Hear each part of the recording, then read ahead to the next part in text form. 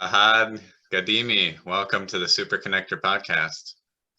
Thanks. I'm excited to be here. I'm excited to catch up with you.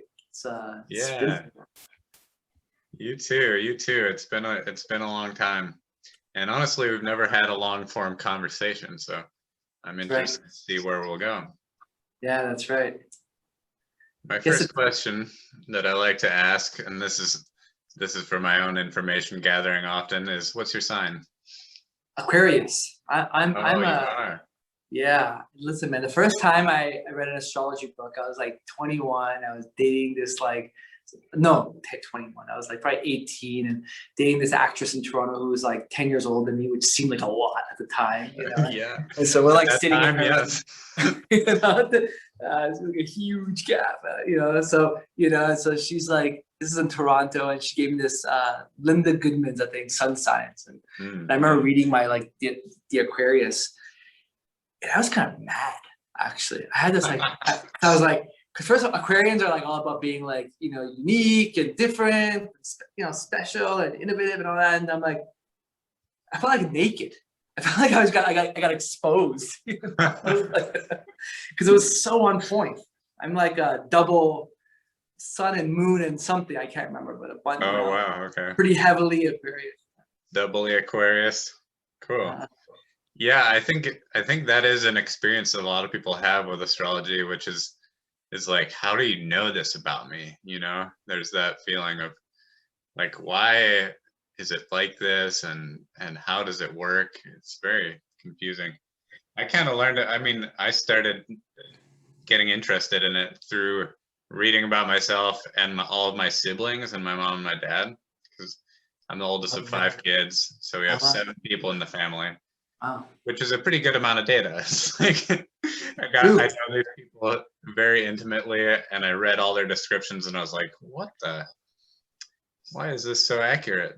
How interesting. So I gathered a bunch more data, and I'm actually an Aquarius rising, so that's one of the things about Aquarius is data gatherers. They're huh. always gathering information, and it's like a um, one way I would like to hear, or one way I like to describe it is a castle of information in the sky, because it's the air element is up above and it's in the clouds, right? And Aquarius is a bit like a cloud, metaphorically as well, because they're fixed air sign and the bringer of water. I lost $20 once because of that. Because someone's like, "You're an air sign." I'm like, "No, I'm not. I'm a water sign." It's Aquarius, dumbass. Like, I bet you.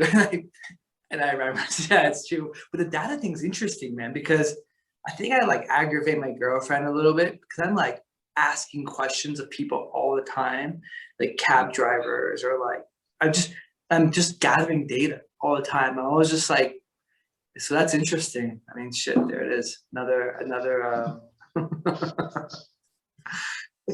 Korean telltale. Yep, for sure. We are gathering data. It's true. Great. So one more get to know you question. What's your spirit animal? Mongoose. Mongoose. Oh, Yeah, interesting. I'm a mongoose, Cool. man. What's that? Where does that come from?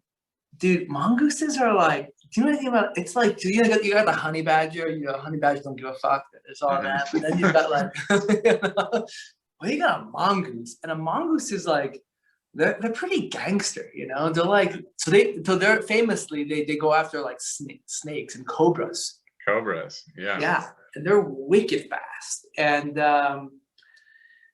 you know, I don't know. Growing up, I don't feel, you know, I'm like what five, I'm probably really 5'9". I can't, I always sort of bump it up, so I'm never really sure how tall I am anymore. Because I was like, my driver's license, I told them I'm 5'10", so that was official, you know. But I'm not really 5'10", you know. So Get like, it yeah, right. I don't have like a Napoleon complex. I'm not like tiny, but like, I guess I always like probably want to be like in stature, like bigger than I really am. And so there's this notion of like a mongoose is like little or smaller, but they're like I don't know, they just like they're kind of head on with things. And I feel like I've I'm just that I've always been that way oriented, you know, in you know in life, you know, just kind of I can sort of stand on the edge of corniche, you know, or couloir and skiing, and just like look down and be like, that looks fucked up. I don't want to do that. Boom, and I'll just do it before without even. Yeah, man, mongooses are extreme badasses. There's no doubt about it. Yeah, they're kind of cute too, you know. It's not like Cute and badass at the same time. yeah, Good powers to have. Awesome. yeah. So I want to know a little bit about your story. I believe you're from Canada. Is that correct? Yeah. So that question, like, when someone, you know, you meet someone and someone's like, "So where are you from?" And it's like there's always like a pause because I'm just like, where do I start the tape? You know, I mean, if I start from like the very beginning, I'm born in Tehran. Was born in '82, few years after the revolution. You know, my family, my father had to essentially escape Iran because he would have been conscribed into a military campaign that killed three quarters of a million Iranians. You know, the war between Iran and Iraq. So he's like, you know, he grew up in a pretty wealthy family and went to school in Switzerland and the U.S. and came home after the revolution. And the revolution happened, and he's, you know, he had a wife, my mom, and my first child, me, and he's like, I'm out of here. Like, I'm not staying around with this, because he had seen Europe and the United States, and so he's like, all right, and his father was a patriarch, you know, the big patriarchal family, and so he was like, there's no way he was going to approve, right?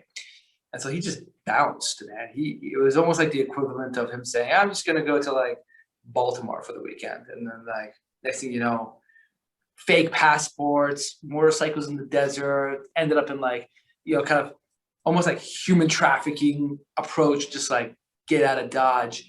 It's a crazy story, actually. He ended up in Pakistan, got stranded because the guy took off his money. And so anyway, long story of it, he got to Canada, and then me and my mom kind of followed suit. And it was actually a bit of magic in there too. But anyway, so we got to Canada, and then life started there. And so I lived in Canada for about 20 years, went to biz school there.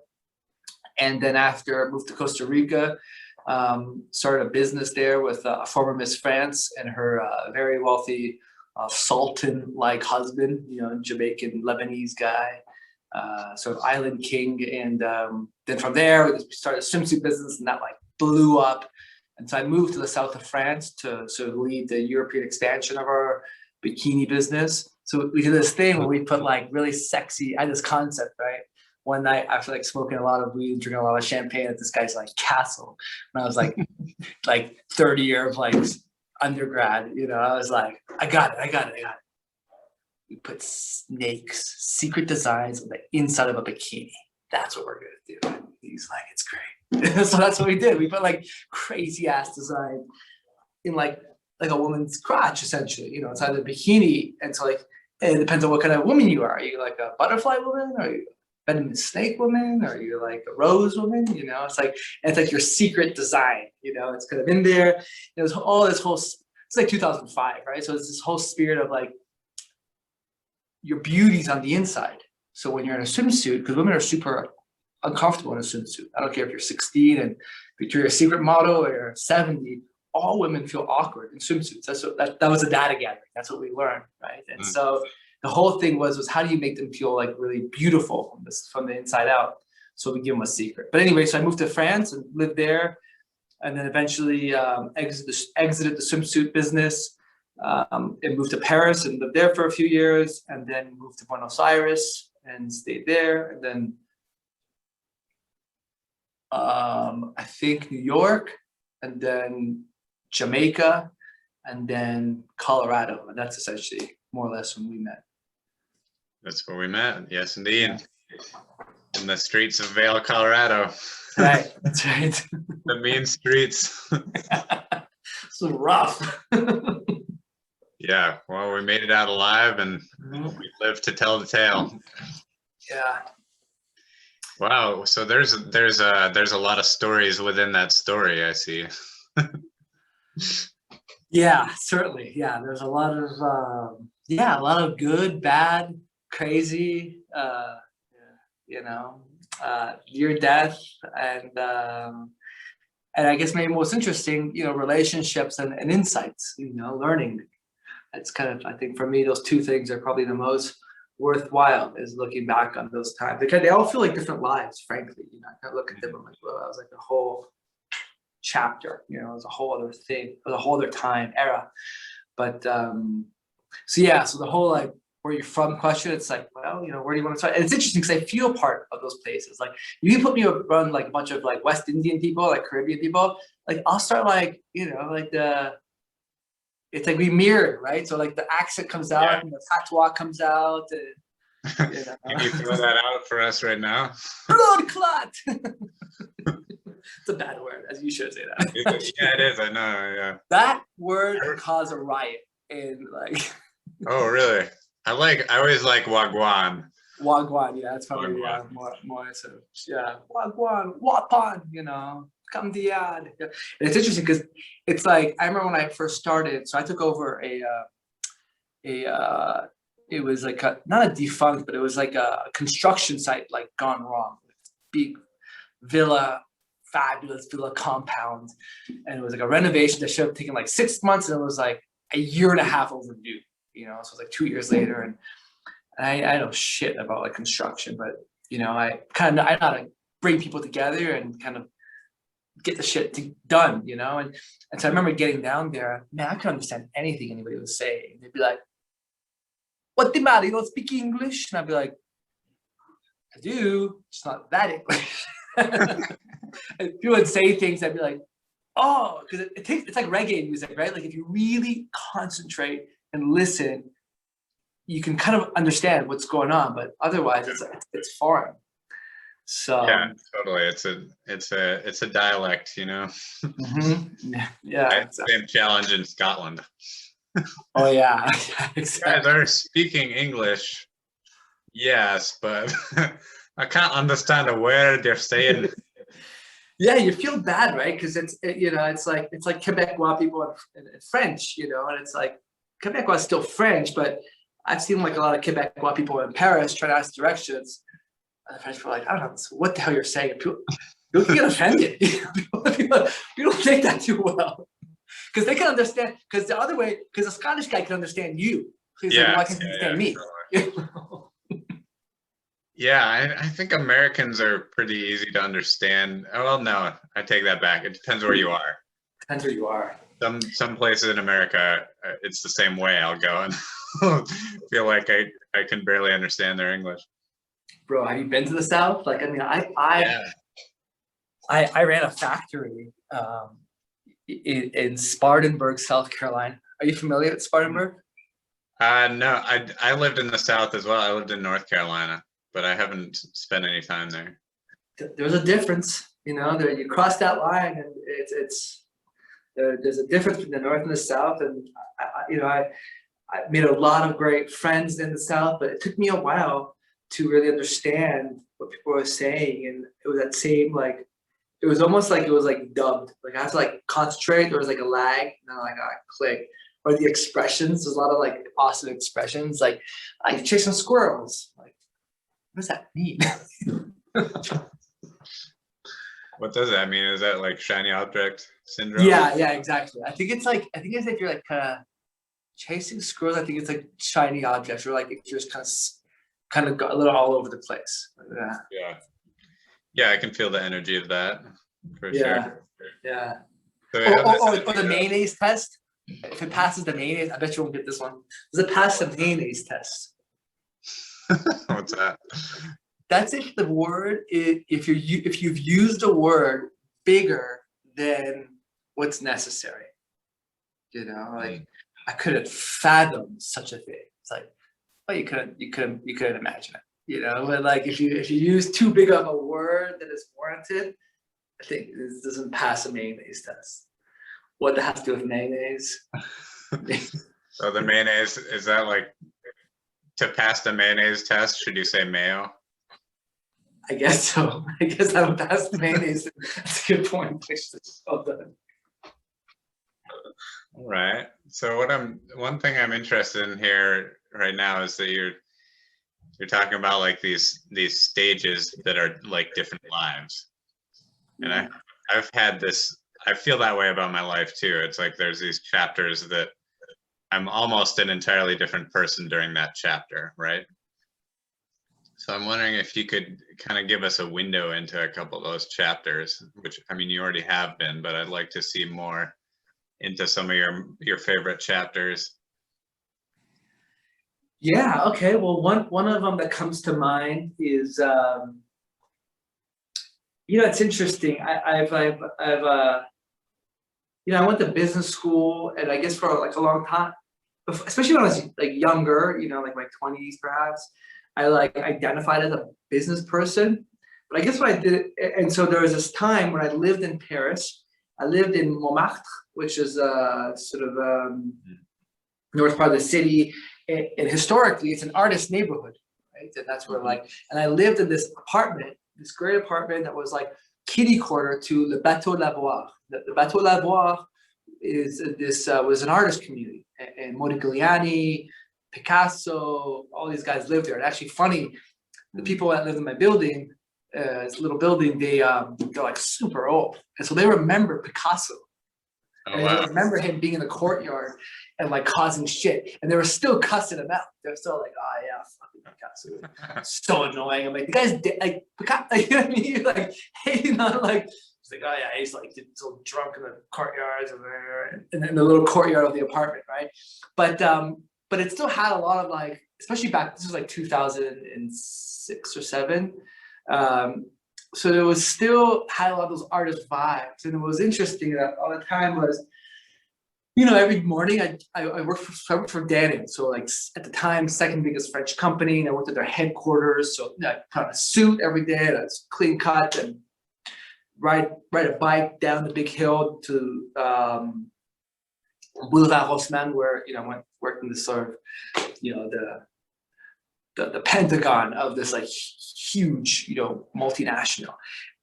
But in the evenings, I'd come home and I'd take off my suit, I'd put on my blue sneakers, and then like I go kick it with like the kids in this neighborhood, there was a square where they had like artists who had drinking way too much absinthe, like in the 80s, and so it was just kind of like kooky and like. And I really liked it, and it was interesting. It was like living two, like, so we talked about like chapter lives. That was like living two different lives at the same time, It was like there was this like morning life where I was like very corporate and going on these like traveling the world, very sort of more like serious environment, and the evenings where I'd like smoke joints and drink beer in the street and just talk about like, I don't know, stuff, and just was very creative and inspiring people. And I mean, it gave me a lot of energy, actually. And I loved, I don't know, I felt like both sides of me, my two polarities, were sort of appeased, in that time. And it was just such a cool, I don't know, I have like really fond memories of that period. Wow, very cool. Yeah, it sounds like a real adventure. And that's the only neighborhood in Paris I've probably heard of for that reason, because we talked about it in art history class. So cool to really be a part of that for a while. Yeah, and I felt like I was in the shadows of like Toulouse-Lautrec and like all these guys. And it's interesting because it was, I was like 24, 25, and I was still like, obviously we're always still learning about ourselves, but especially then when I was in a foreign country. I don't know, and it was weird because I like really identified as a business person back then. It's interesting, now I identify more as an artist, really. Like that's like the sort of I don't know, identity that I get more energy from. Like I like business, I like that kind of stuff. I like creativity is, I think, it is my fuel, and so it was interesting to discover myself vis-a-vis where I was naturally gravitated to. Like that's what I want to do in the evening. I didn't like. I don't know. I didn't want to go like networking events. I was like lame and boring, but I wanted to be around these people who like I remember like one night we were like cruising Paris, and we're like, I was with these they were like theater actors, and Paris is well known for squatters. So if you break into an apartment that's uninhabited and you're there for like, I think 24 or 48 hours or something, it's like, it's not yours, but it's very hard to get you kicked out. And so these guys knew how to like get in to like, they could just look at a place and be like, that's not how they just could size it up and get in there. Whoa. And if I pierced from like the people I worked with, during the day, it was like such a huge contrast. Right. It was like, I don't know, it was almost schizophrenic, but it was like, I dug that and I liked that because it was like, it wasn't like two-dimensional, Mm-hmm. It sounds very exciting. I can feel the nighttime in Paris, that energy right now. I mean, so the only time I was ever in Paris, I had a very, very different experience, obviously, but I do remember just the feeling of being in those streets, and there's a lot of energy and life there. Yeah. Yo, and Paris is dangerous, by the way. Like, I don't know if people realize this. Yeah. Paris is sketchy. I mean, it's like, oh yeah, Paris romantic. You get jumped in 2 seconds in Paris. Yeah, I had some really sketchy experience. I mean, yeah. I got my cell phone stolen almost immediately. As soon as I got to Paris, got my cell phone stolen. Yeah, I was just without communication. I was a young kid. I must have been 19, I guess. And I was planning to visit a friend. I was going to stay at her house, but we got our dates wrong. So I showed up at her house and nobody answered. And I didn't have communication. I was without a cell phone in Paris, just figuring it out. And and yeah, I had some crazy time. I never found her, and I spent a night sleeping out in a park or something, because I arrived really late at night. So I was like, I'm not gonna get a hotel. It's like 4 a.m. I'll just take a nap. Slept in a park. Hey, you're 19. You don't need sleep at 19. Got woken up by a policeman and yelling at me in French. And it was like it was just like a park clean out. I was like one of a couple people who were just like, go on, get out of here. And then I ended up making friends and kind of traveling with these people and getting a hostel together and having a fun time. Going to Amsterdam after that. Yeah, I mean, it's interesting hearing you say that. So I'm the eldest. You mentioned you were the eldest of 5. I'm the eldest of 4. And so my sister, one N-1, the one right below me, she moved to Paris, ended up getting married, now lives in Bordeaux. And then another sister, the baby, she's 21, just graduated biz school, and she's like bent on moving to Paris. And I think it's a wonderful thing actually to discover, especially in your 20s. There's such a rite of passage. Like it's beautiful, it's inspiring, but it kicks your ass, Yeah. I mean, it's like you did, and there's some way that's a little unforgiving, and it just teaches you so much, really. I don't know, it's weird, but it's like it gives you like a hug and then like a little uppercut, a little rib shot. The Paris embrace. Yeah, I feel that. I think a lot of cities are like that, but with Paris, there's that romance, like you were saying. It has that. Yeah, that whole vibe, like it's gonna be this perfect, beautiful place, and then it's a rough. You get stabbed. Place. Yeah, you get stabbed. Get your cell phone stolen before you even sit down. So like in my, in Montmartre, in my best, so it's like magical. There's a carousel, right there. The Place is at best, like 3 days before I moved out, like, look, I don't know if you can see it. I got jumped by 5 guys, like Wow. 10 steps away from my apartment.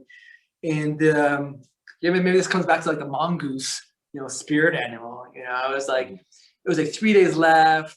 I was there, and I was like with my buddy, this guy. So when I was at Dannon, we hired this ad agency. When I took my job, we had this huge project. And there was an ad agency, and I actually fired them and brought this other guy who I really like, who's like super, just kind of renegade, and would cruise into like the Dannon offices with like his Birkenstocks, and like just like a serious badass guy from Brittany. And he's like in his 50s. And anyway, so we're having this like last dinner, and he was just such an awesome guy. And we're drunk at dinner and smoked a joint in my apartment. And we're about to like he was gonna go off and do his thing for the rest of the night, and my girlfriend at the time, we were gonna go do our thing, and so I got stumbled upon. I need to get some cash, and stumbled upon a bank machine and pulled some cash out. And there's a lot of like little hoodlums in Paris, always kind of lurking around, ones who steal your phone, for example. And I guess one of them asked this guy for a cigarette. Yeah, give me a second. And I think what he did was, and the French are very witty, can be very witty. And so I think he called one of them like a fatso in a really funny way. And like his buddies, hoodlums buddies, were laughing at the guy. Got really mad. And I was hammered. So I'm kind of seeing this from the corner of my eyes. I'm like taking money out the bank machine. And so I guess one of them kind of grabs him by the neck. And I know this guy had just gotten into like a motorcycle accident like the previous year. It had like a metal plate that's gone. And it's like 5 of them. And like next thing I know, I just go to break it up, But I don't know, maybe I just came with like mongoose energy, And so next thing I know, it's like 6-on-1, man. And it's like, and I'm hammered and I'm just like, I held my own for a while there, but it was like the first real fight I'd ever been in. And like, frankly, obviously we manifest everything. So I definitely think I manifested this because part of me was always like, I wonder if I'd have, what would I do if like push came to shove, like would I man up? Would I like you just don't know until you're in the situation. Yeah. Would I fight? Would I fight back? Would I defend myself? Would I be, a little bitch? And so I held my own. And then there was these things. It was the weirdest experience, man. It's like these like steel poles you stick into the ground, and for like these squares. So like when you remove them, a car can drive up onto the square. They're kind of like these roadblock things. Do you see what I'm saying? It's like yeah. So there was one on the ground because there was this Christmas a marketplace that they had set up in this square. So that I think that would kind of block the pillar thing. So I went to grab one and swing it, and I just had this like vision of my head of cracking someone in the head with this. I'm like, game over. So I bent down to pick it up, swing it, and I just thought, oh, this is a bad idea. Yeah. And then boom, got punted in the face, and Wow. half a dozen stitches later. And so yeah, that's like, it's like a beautiful night in Paris. It's romantic. And then bam, you get kicked in the face. Yeah, that's crazy. Crazy story. I'm glad you're all right. Yeah, me too. And yeah, it's interesting. It's interesting too because it was like I remember being at dinner with this guy, Denis, and like he was just such an awesome guy, and I felt like I was like 25 and I guess I thought I was like a hot shot. And like, I feel like I was kind of a jerk to him at the beginning of our like working relationship, and he was so cool with me. I don't know if you've ever had that experience of kind of being a kind of a jerk to someone, but they're still like really cool with you, like really like patient and like caring about you.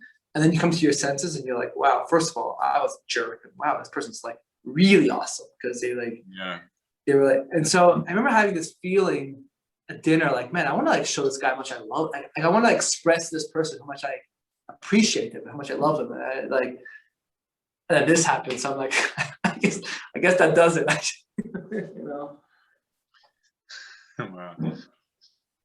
Yeah, that's a cool way to learn a lesson, not the fighting thing, but what you were just saying about being a jerk to somebody and just having them just not react, but just kind of like reflect back kindness or tolerance or whatever it is.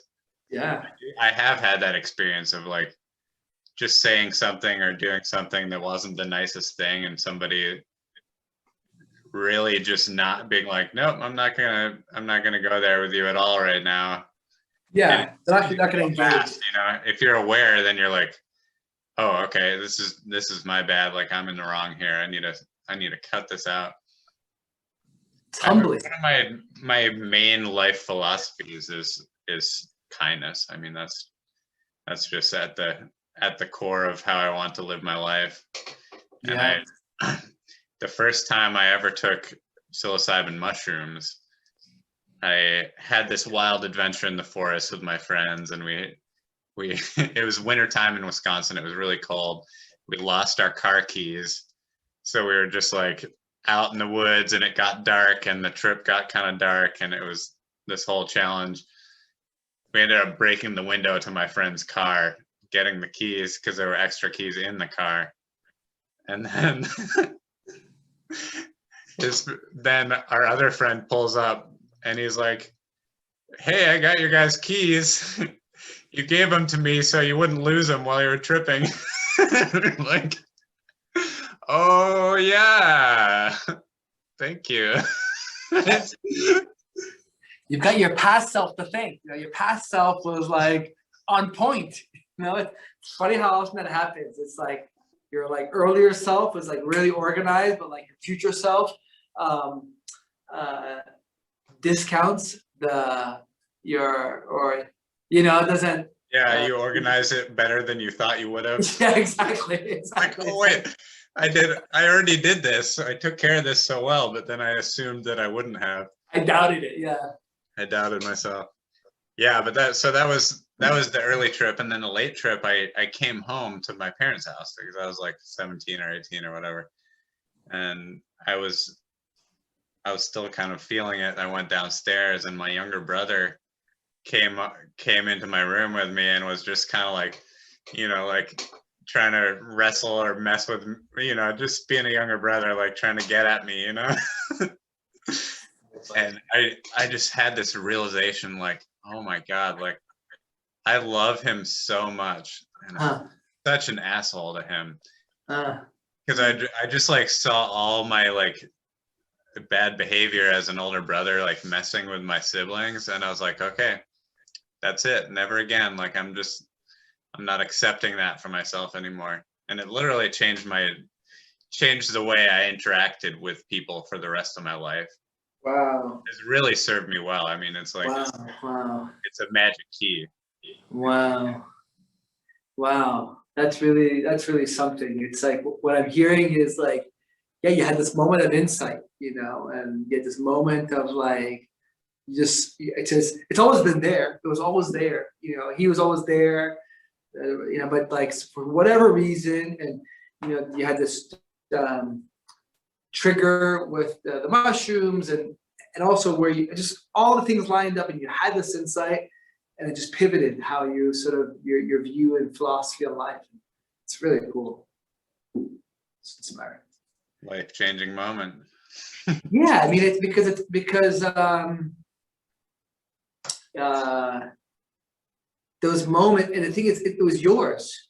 It's not because someone came and told you, said, be nice to your brother. It's not because you read a book. It's like you, like a window, a veil cleared in your mind somewhere. And you got this, and you saw, your heart was open. I could see it actually when you're describing it, because I've got little siblings too. And it's interesting, me and my little brother were having this conversation. I adore my little brother. I adore all my little siblings. And he's 12 years younger than I am. And, it's like super sweet, super chill guy. But I was a little like rough and, my dad was kind of rough and, aggressive with me. And of course, you pass on, one can really pass things on that way. It's not an excuse, but certainly part of the equation. And I remember like, I don't know, I was kind of, an asshole a little bit, when I was like younger to him. And it's interesting because an hour ago, he shared with me, he goes, man, I had this dream and like, we got into like a fist fight and like, I heard you. I'm like, wow. I was like touched because I'm like, because we're like super cool now. And we've got like that mentorship relationship now where before he was really open to like me help mentoring him and coaching him through stuff. And I'm like, man, it's so interesting that those things are like lodged in your subconscious and like still are probably like friction between us and our relationship. And because of the ways maybe I was when I was a teenager, I was 17 and you were like, 5 or 7 or whatever. So, but then to get that shift anyway, I was thinking about that also with my little brother. And it's cool.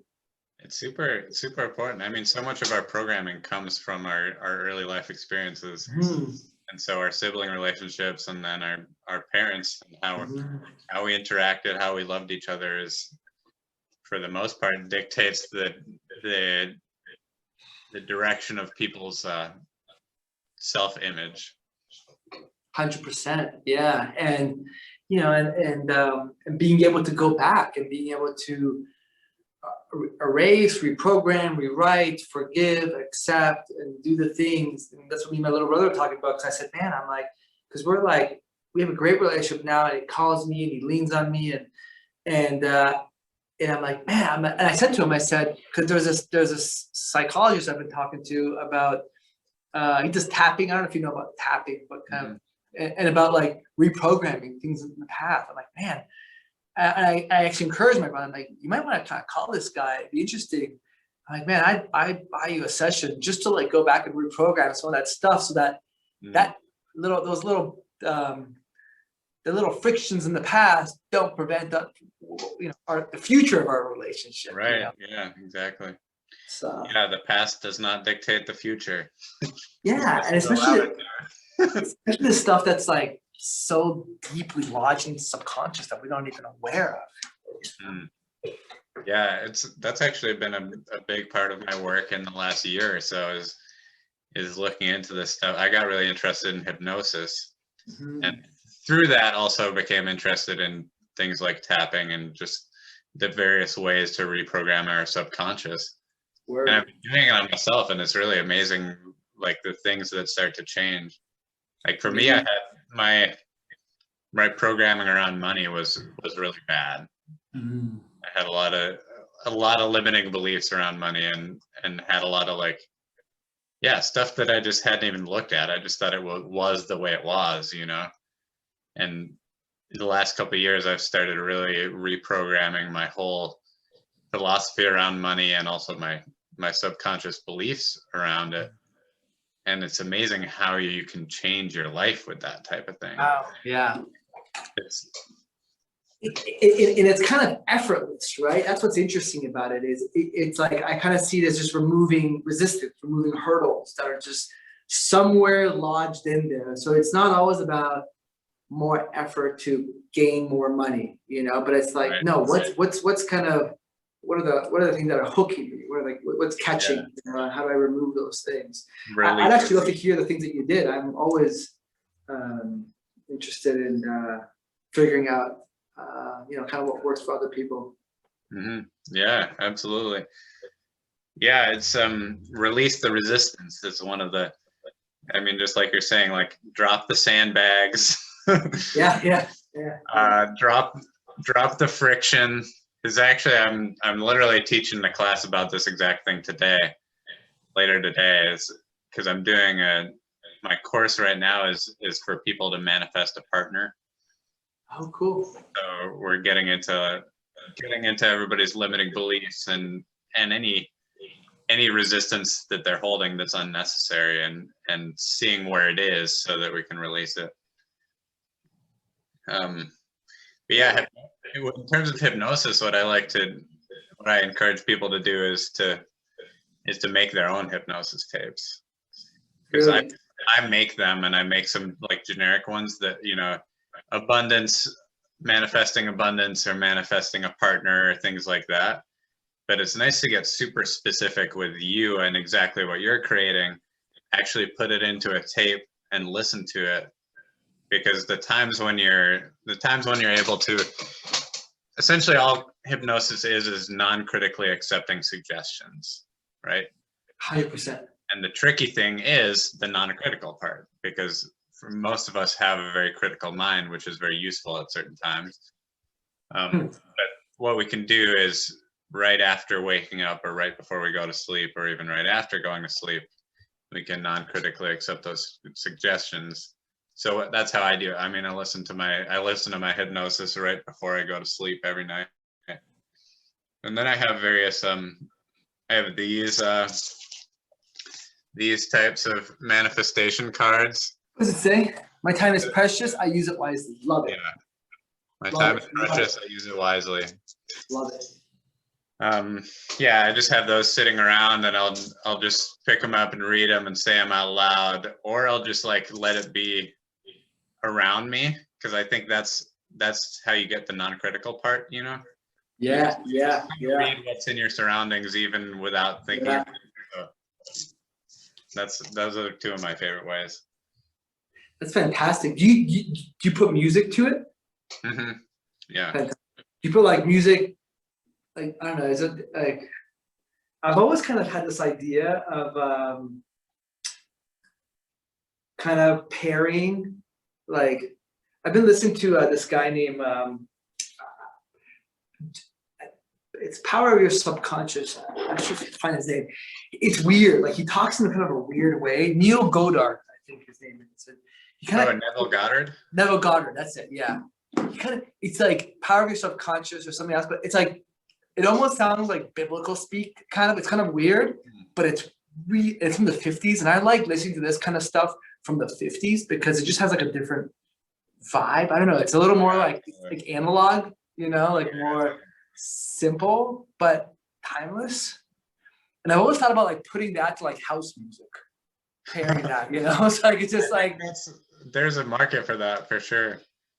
There's just when I'm like skiing, I'm like hammering down the mountain. I'm just like, and I'm like I like ripping trees. So I'm just like, that's what I think about ripping trees is you can't think about anything else but what you're doing because you're gonna wrap yourself around the tree, So yeah, it's real life or death. Yeah, so it's not so that non-criticalness. It's just like opens the door and gets it in there. Mm. Yeah, have you ever listened? I know it's a popular genre with Alan Watts. It's like chill step music plus Alan Watts is this whole like. Oh no, I'd love that. I'd love that. Like I'd love that. Like on like a road. Like I like road biking a lot, going a long ride. But just because it's just like it becomes like meditation monotonous. Just I'm gonna look that up. Yeah, there's this other thing called meaning wave, which I just heard about, but it's similar. It's like just people putting music to speeches. It's kind of actually it's something I'd like to create myself also because I'm interested in the like kind of the full sensory experience of it. So like I would ideally like to have it be performed live, and in this like fully immersive experience.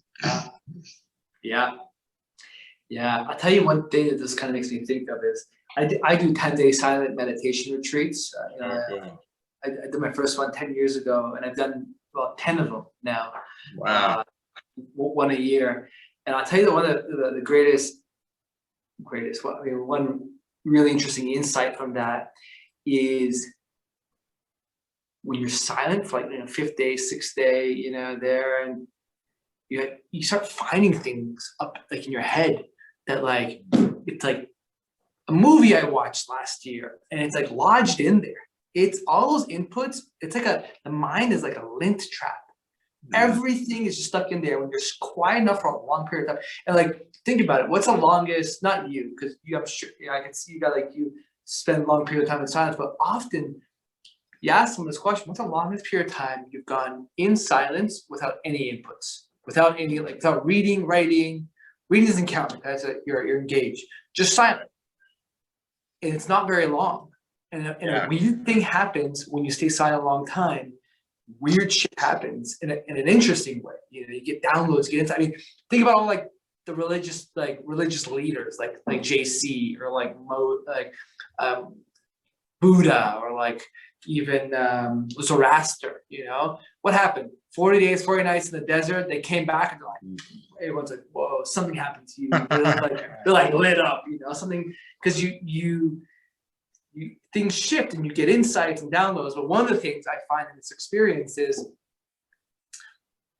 all the media, sound, music, whatever, like it's in there and it's playing on repeat. And when I got exposed to that, and I listened to a lot of music, like it made me like just step back and be like, I need to really think about like that Instagram feed you just went through, that weird thing. It's in there. Yeah, man. I've been thinking about this a lot for sure. I'm a kind of a content junkie, and for the most part, I do a really good job of positive programming. You know, like it's all about learning from people and exploring ideas and you know, personal development. That's what I'm into mostly. But then I get sucked into these rabbit holes of like, I mean, what this brings up for me right now is that the other night I watched a UFC fight, and it was like, I don't know, like it was kind of late at night. It was one of the last things I watched before I went to bed, and it was just like, it was just so violent. I mean, I've watched a lot of UFC fights, but this one just like something about the way this fight ended. Well, I was like, oh my god, like this is fucking terrifying. Like I don't think Word. I don't know if I should have this in my brain at all.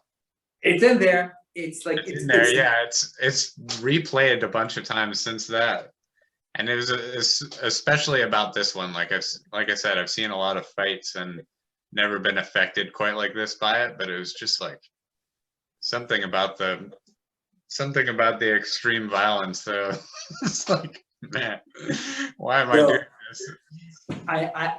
What my favorite Instagram account is Nature's Metal. Are you familiar with it? No. It's fucking savage, dude. It's basically animals.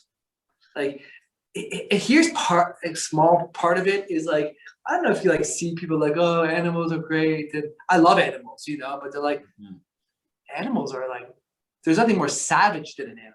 You know, right, it's like, yeah, totally. You watch this, like I can't send it. I can't. There's very few people I could forward this stuff off to. I'm just like, whoa, man. Like, I don't know. I mean, monkey eats his own kid or something. It's just crazy shit, you know. But what I like about it is that it's so real.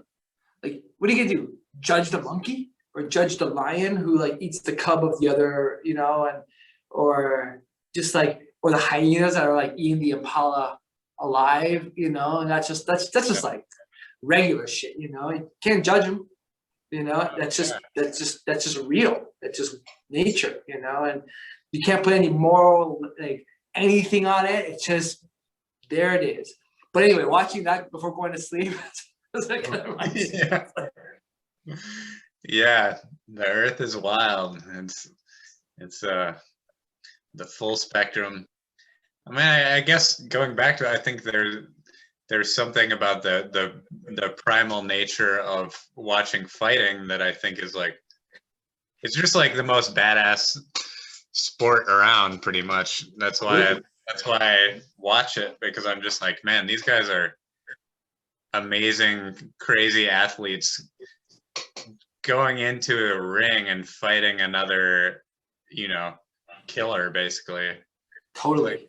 It's extreme badassery. Yeah, and it's real, and it's like, you know, if you said spectrum, you know, and it's like, it's on the spectrum, man. I mean, it's part of the experience. It's part of what's real, and I think it's easier to lay, I don't know, morals and ethical things on humans. You know, it's like, and make those judgments. On animals, you can't, because what are you gonna do? You know, but I hear you. It's nice to like, I don't know, hit those chords, you know, and sort of hit it. It's all they're all keys on the piano, you know. It's all part of it. Yeah, the full spectrum. It's wild here on Earth. Sorry, just before you go off on this. Okay, we're live. Yeah, this notion of insights, and you know, for work, what I've been doing is I'm really interested in peer-to-peer learning and creating, you know, like peer group learning experiences, and so I'm doing that.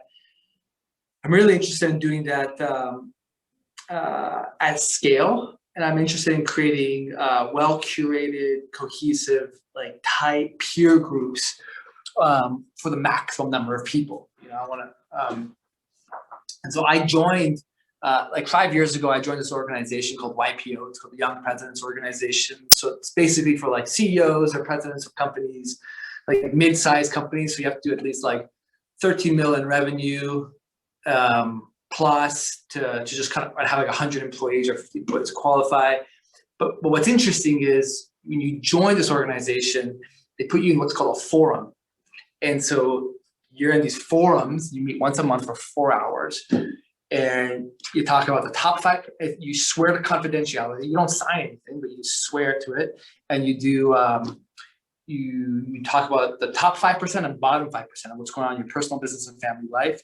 And it gets raw, man. I mean, people, I don't know, these are people running big businesses and doing big things in the world. And then you just get to hear. And when you're at that level, not a lot of people you go to your wife or your husband, and share. But I mean, after a while, they're kind of over it, hearing things. You don't go somewhere else, who you can just like share, you can relate.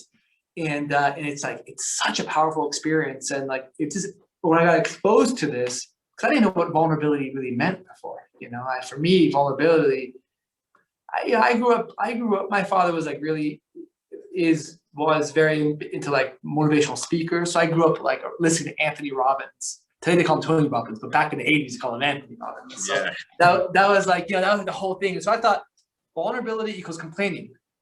And so I'm like, okay, so should I just complain more? Like, I just didn't get it.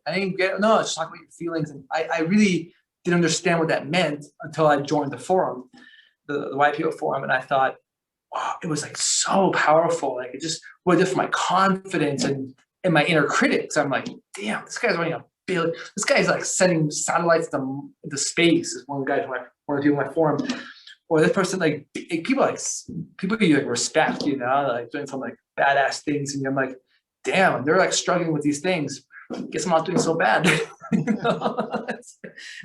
And that's a common experience because because you're kind of on your own, and you hate on yourself or you criticize yourself, and you're like, nah, this is kind of normal. It kind of creates like a baseline or a benchmark amongst other things. And so I got really interested in like, I'm like, man, because you think about it, the only people who really have like in the two major groups of people who have support groups are like YPO members, or there's a few other organizations like YPO who have that, or like addicts, Alcoholics Anonymous, Narcotics Anonymous, right? Like you remember like Fight Club, like Anthony Norton and the girl, they get like hooked on these things because it's like they go to them and they feel so good. Do you remember that part? Yeah, totally.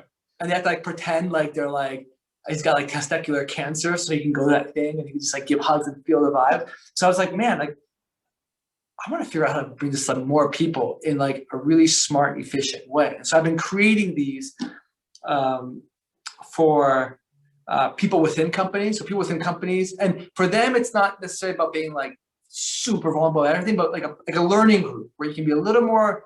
It's not about being 100% vulnerable with your coworkers, but more authentic than you have been, moving the needle, but like sharing experiences and learning and using that as a learning sort of tool. Anyway, that was a whole sort of mouthful, but the point is so I've been like rolling these out like all over the world and seeing different cultures and people kind of experience this. And what I've learned, what I've realized, go back to your point with your brother and, on your mushroom trip there, was that what these things create are moments of insight, a little insight where someone's like, insight themselves. And I think that's the most transformative way to learn or grow. You read a book, it's good. I mean, I just wrote one. It's good. You might get like, oh, that's interesting. I mean, highlight that. But I think it's not until you like experience a shift or like a moment of insight like you did. And you said it changed your life forever. So anyway, I was just kind of thinking about that washroom break there. Awesome. So what is your medium for creating these groups for companies? So what I've done is I wrote a book. It's a story about a family business that like falls into chaos when the father gets into an accident. And then the son has to like begrudgingly come home because he wants nothing to do with the family business because he can't really, work with the father. And and he comes home and he creates one of these forums at the restaurant. And they go through this, week in, week out. They meet once a week. They have like an hour conversation. They talk about different topics. And they experience share vis-a-vis. So the first topic is gratitude. The second topic is, the 3 different types of listening, the 3 zones of listening, active listening. And another topic was that? I read that part in your book last night, actually, and I wanted to highlight that. Can you tell us about the zones of listening, please? Yeah, absolutely. So zone 1. I interrupted you to tell you it's perfect, actually. To get the zones of listening. I mean, zone 1. but and they're not bad, actually. It's just it's being deliberate. So zone 1 this is actually a perfect place to be in zone 1. It's about being able to move and identify the differences. So zone 1 is when you're in your head, and so someone's sharing something, someone's talking, and you're thinking about maybe what you're going to say next, or maybe thinking about what you're going to have for lunch, or you get really excited, like, oh my God, me too, and you like jump in and interrupt the person. You're kind of making it about yourself. It's not bad. It's just that's zone 1. Zone 2 is you're like in a tunnel with the person. You're hanging off their word. You're not saying a thing. You're listening to every single word that they're saying, and you're like, people say their experience speaking to Bill Clinton. If you ever talk to anybody who's met Bill Clinton, they say it's like you feel like you just wait in line for 2 hours to like meet Bill Clinton, and for those 30 seconds, you feel like there's like nobody else around in the room. Like Bill is just like, whoa, that's like his power apparently. And then zone 3 is emotional connection. So you're like listening, but you're kind of listening with your feelings. You're like I was in zone 3 when you're talking about your brother. Like that's like hit me. I was like, oh man, like I felt that. Like I recreate that scene in my mind. Like I felt that feeling. And I'll never forget it. Like I just connected to that. So that's you're listening with your emotions, and you might, when you listen in zone 3, you feel what the other person's feeling, And so what it comes down to is just realizing there's 3 different zones or so, and then being able to pick, being like, oh, okay, no, I'm gonna I want to really emotionally connect here, or maybe I'm being interviewed, so I do have to kind of be in my head and think about what I'm gonna say, So, but being deliberate about it versus not deliberate and just interrupting without and we see it all the time. It's like someone comes home and it's like, I see this a lot in the forums that I run, and people because people don't have an idea. They're like, wow, they realize, man, I guess not really that good of a listener, because they come home from work and the wife's like, oh my God, I had such a hard day. The person's like, me too, I had such a hard day. And it's like, they just like, bam, jump right in there and don't even, they kind of interrupt, and they're not really listening. Yeah, thank you for that. I think that's super important information for everybody. Like this, we should learn this in school at a young age. It's interesting, what I find, like I said, in these, I'm interested in creating peer groups, and then I'm interested in producing content. Not producing content, giving prompts and fodder for these peer groups to keep them talking and keep them engaging. So, and what often people say, I've heard people say this before, actually, it's really interesting. They're like, this is kind of like kindergarten, because if you think about it, the last time you learned about this stuff is kindergarten. To share, to play nice, to listen. It's like it was good education early on, but they just stopped it because then they're like, all right, let's move on. Like let's get to business. Yeah, let's get serious.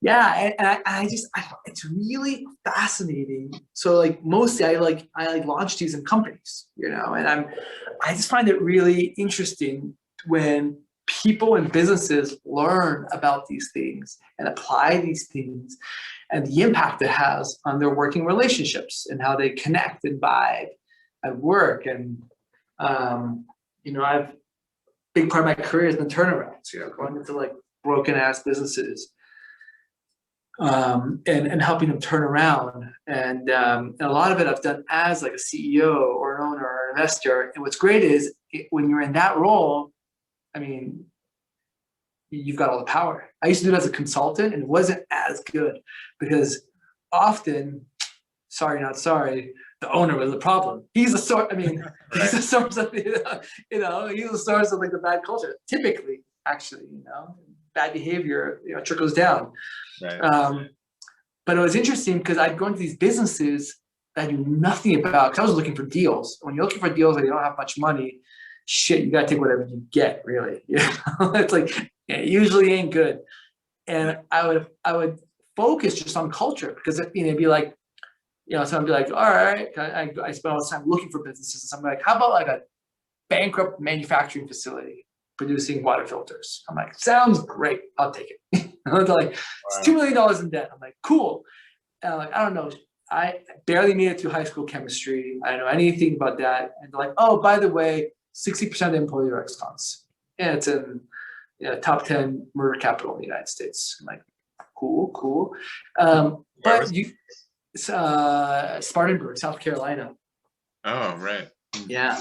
And so I couldn't really help with from a design standpoint or a manufacturer. I knew the least of anybody in the whole facility.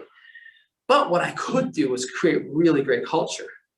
It starts with me and create that sense of collaboration and openness and remove all the friction and hurdles between people. But this business that was losing $2 million a year for 4 or 5 years, we turned the profit, not a profit. We broke even, a measly profit in 6 months, and then the business got acquired. But and it was because people just came together. There was 110 odd people working there. But before, it was a lot of everybody. They weren't individual. There was a lot of enemies, and an amazing thing happened. So anyway, going back to your point about we should learn about these things, that's kind of become my penchant is fostering this type of education or culture within companies. From a business standpoint, it's to lead to better success and more profits and all that.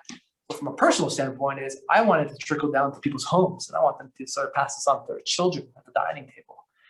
I think that's what really makes a difference. Yeah, that's beautiful, and you're absolutely right. It does trickle down, and even it's what you're doing is very Aquarian, I have to say. Very Aquarian. I know. It's like I'm so predictable. No, but it's beautiful. I mean, it's one of the themes of Aquarius is the collective. It's like and friend groups. How do groups of people interact with each other? Yeah. Friend groups and how to what?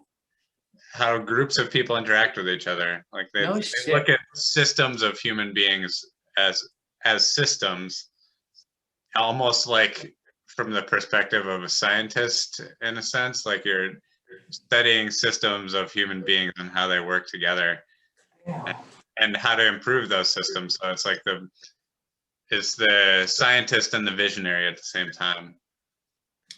I'm like one walking cliched Aquarian. Well, the cool thing about it is there's endless different ways to express the energy of every one sign, and you have a combination of all 12 of them. So you have like an arrangement of planets in different parts of your chart, and you're the only one who has that chart. So yeah, that's true. That's interesting. Yeah. Everybody is an individual within the collective, but of course we're all moving within the collective at the same time. You can't have one without the other. Right. Yeah, you're speaking my language, the Aquarian language. And we're in the age of Aquarius, right? Yeah. It's our time to shine. There's big Aquarius energy this year as well. Yeah. These outer planets coming into Aquarius. And I think the visionary energy is super important right now, because we're in a stage where like systems are collapsing, right? We're seeing how fragile certain parts of our systems are, systems that we rely on, and through that struggle and pain, we can also hopefully envision something that's going to serve us better, and serve the planet. I would say it's like this idea of us being separate from nature is one of our biggest problems right now. Word. Yeah, I don't get that, man. I mean, I don't know, maybe I'm missing something, but this whole notion, yeah, this notion of like going to Mars, and like colonizing Mars. But for me, this is perhaps a simplistic way of looking at it, but I'm like, all right, so we're gonna take all our problems here and just go stick it somewhere else. And I'm like, well, we just like figure it out here, and I think, I mean, shit, if we're like trying to colonize other planets, moonshots and all that, cool. That's, so for me, because I want to put everybody on Earth in a peer group, in a friend group, in a real, in the type of ones that I've created and I've seen become like, they're not your friends, actually. They're not friend groups. They're peer groups. They're people that you can just be real with and connect with, and that really have your back and have no interest in they have no personal, they're not vested in like other than what's best for you, And so that might, sometimes in my mind, I'm like, oh, that seems very ambitious or overly ambitious. But I'm like, shit, they want to go, I'm trying to colonize Mars. So should be able to get people to get along much better, here on the planet. Easily, yeah. Yeah. There's that Aquarian. Yeah, so my sun sign is also Libra, which is very much the sign of the diplomat and partnerships, relationships. So for me, part of my journey in this lifetime is definitely about learning how to love myself, but also teaching other people how to do that for themselves and for the people that are around them, like creating harmonious relationships to the best of our abilities. Right. It's something that, like, I see as being, when I observe other people, sometimes I'm just like you don't need to make it so hard. Like, just let it be let it be easy. Even though when it comes down to like something so simple as the tone of voice that we use when we're interacting with each other. So oftentimes I'll see, especially with couples and with families, they go to this tone that's kind of like, that's saying to that person, like, we're gonna have an argument now. Right. It's throwing down the gloves. Yeah, exactly. Yeah, they're like priming each other. It's like, hey, the temperature is rising here, get ready. And then the other person naturally goes there too. And it's just like, it's so easily avoidable if you can even, become aware of something as simple as like, what tone of voice are you using? But, I think you said the key word. I think it's that awareness, right? And I think it's being able to be aware. I mean, shoot, I've done it, and I've done it even. I still do it, and not often, way less than before, but still, I find myself that happens, and then I really regret it after, and I'm like, and then, I can own it. Be like, oh yeah, wow, that was like totally, like I instigated that, or I caught, or I incited something there, and I can sort of see, my part in it. So it's interesting, how do you? I think these are things that I think about too. You said awareness. How do you raise awareness, and how do you de-escalate it? And perhaps the goal is not to. Maybe it's not to like. I think maybe that's. For me, that's what happens. I get maybe hard on myself. I'm like, oh my God, these are things I think about all the time and try to create in the world. And there I am doing it also. But I think then I sort of think maybe the goal is it's not perfection, but just moving the needle, and less of it. And then when you do it, own it, and then just improvement, just kind of being on the right trajectory, I think. Mm-hmm. Yeah, and conflict isn't bad. Mm. We need conflict to make progress, right? Yeah. It's just a matter of how are we participating in that, and especially with the ones that we love, I feel like that can be the place where we most quickly will lose our cool or go to that place that we don't, that we Yeah. don't want to go. Yeah, you're right. Because those people are the closest to us and we care the most about them, and we've also we've traveled the most emotional miles with them and we hit all the same triggers over and over again on each other. So it's challenging, those relationships are the most challenging, but also offer the most growth in this lifetime. Yeah, you're right. Yeah, you're right. It's interesting, I had an experience a couple of weeks ago.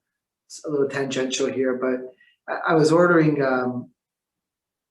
some product from this company, and it's a company that I know.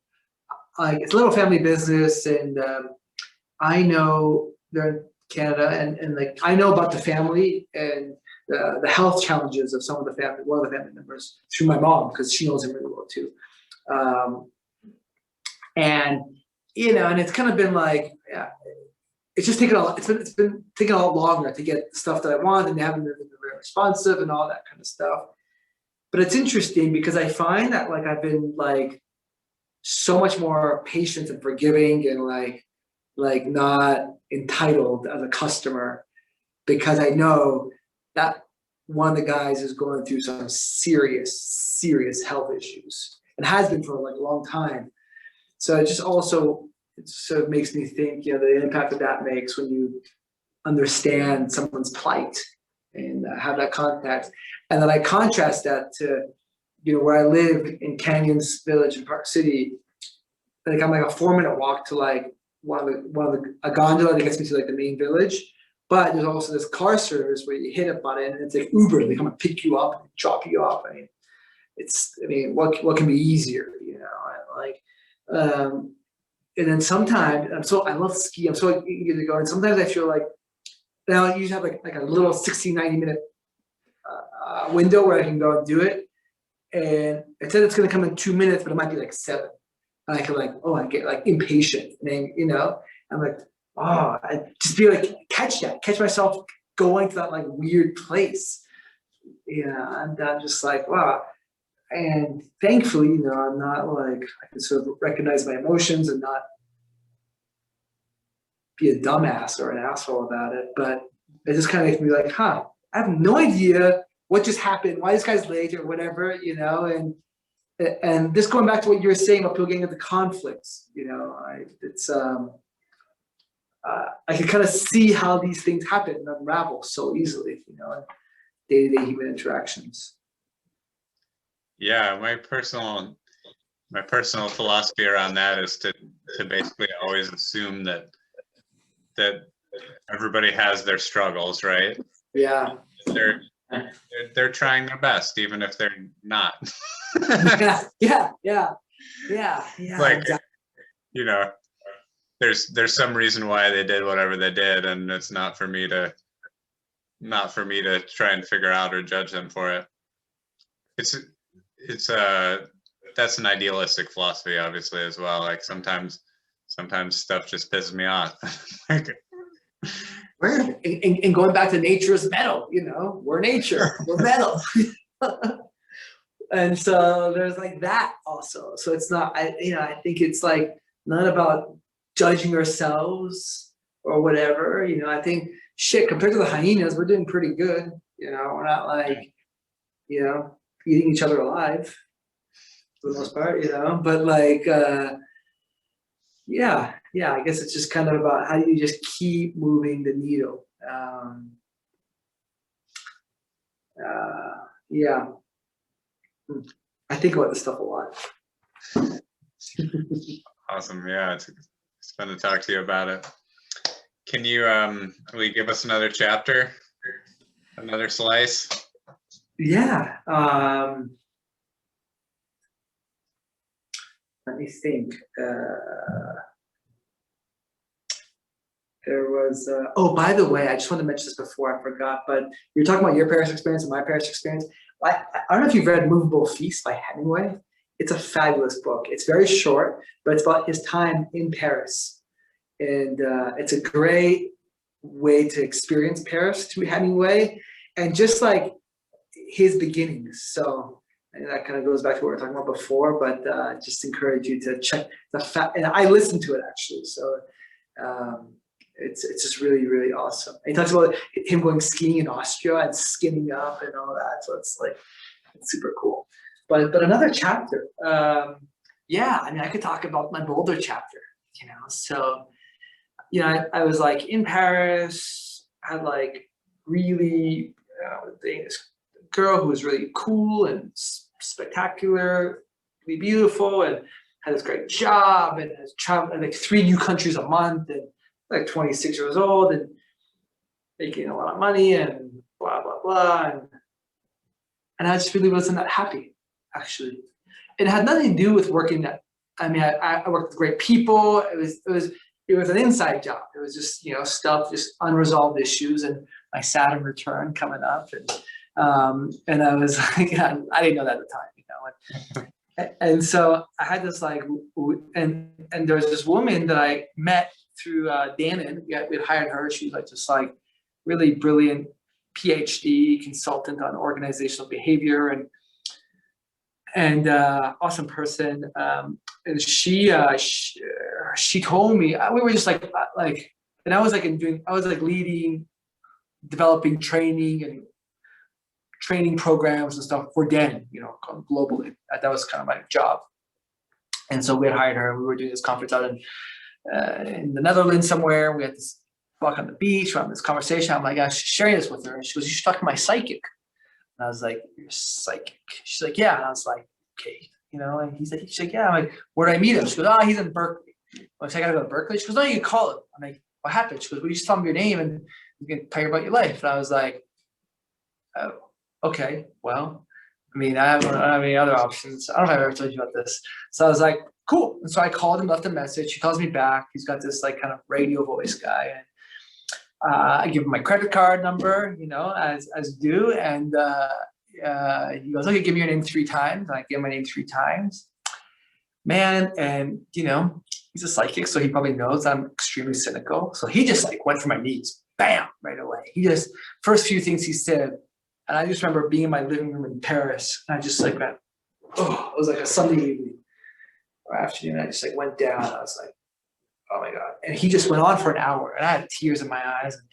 He just said things. I mean, people were like, oh yeah, I get it. He said like, you're sad or you're happy. And so he just kind of covers the gambit and like, you know, like, you're right. You know, he'd say things like, he goes, oh yeah, so you're in this relationship with this girl and you think she's way cooler than you are and that she might leave you at any time. And yep. Like he just, you know, and like, I mean, kind of, I well up a little bit thinking about it because it was just, he just got me. He goes, oh yeah, you live like, he's like, everybody, and so envious of this like cool life you live, you know, and it's not like you live under, but he goes, for you, you're just really unsatisfied and unfulfilled and nobody gets it. No one's gonna even feel sorry for you. It's not like you live under a bridge somewhere, you know. He's saying these things that are pretty spot on.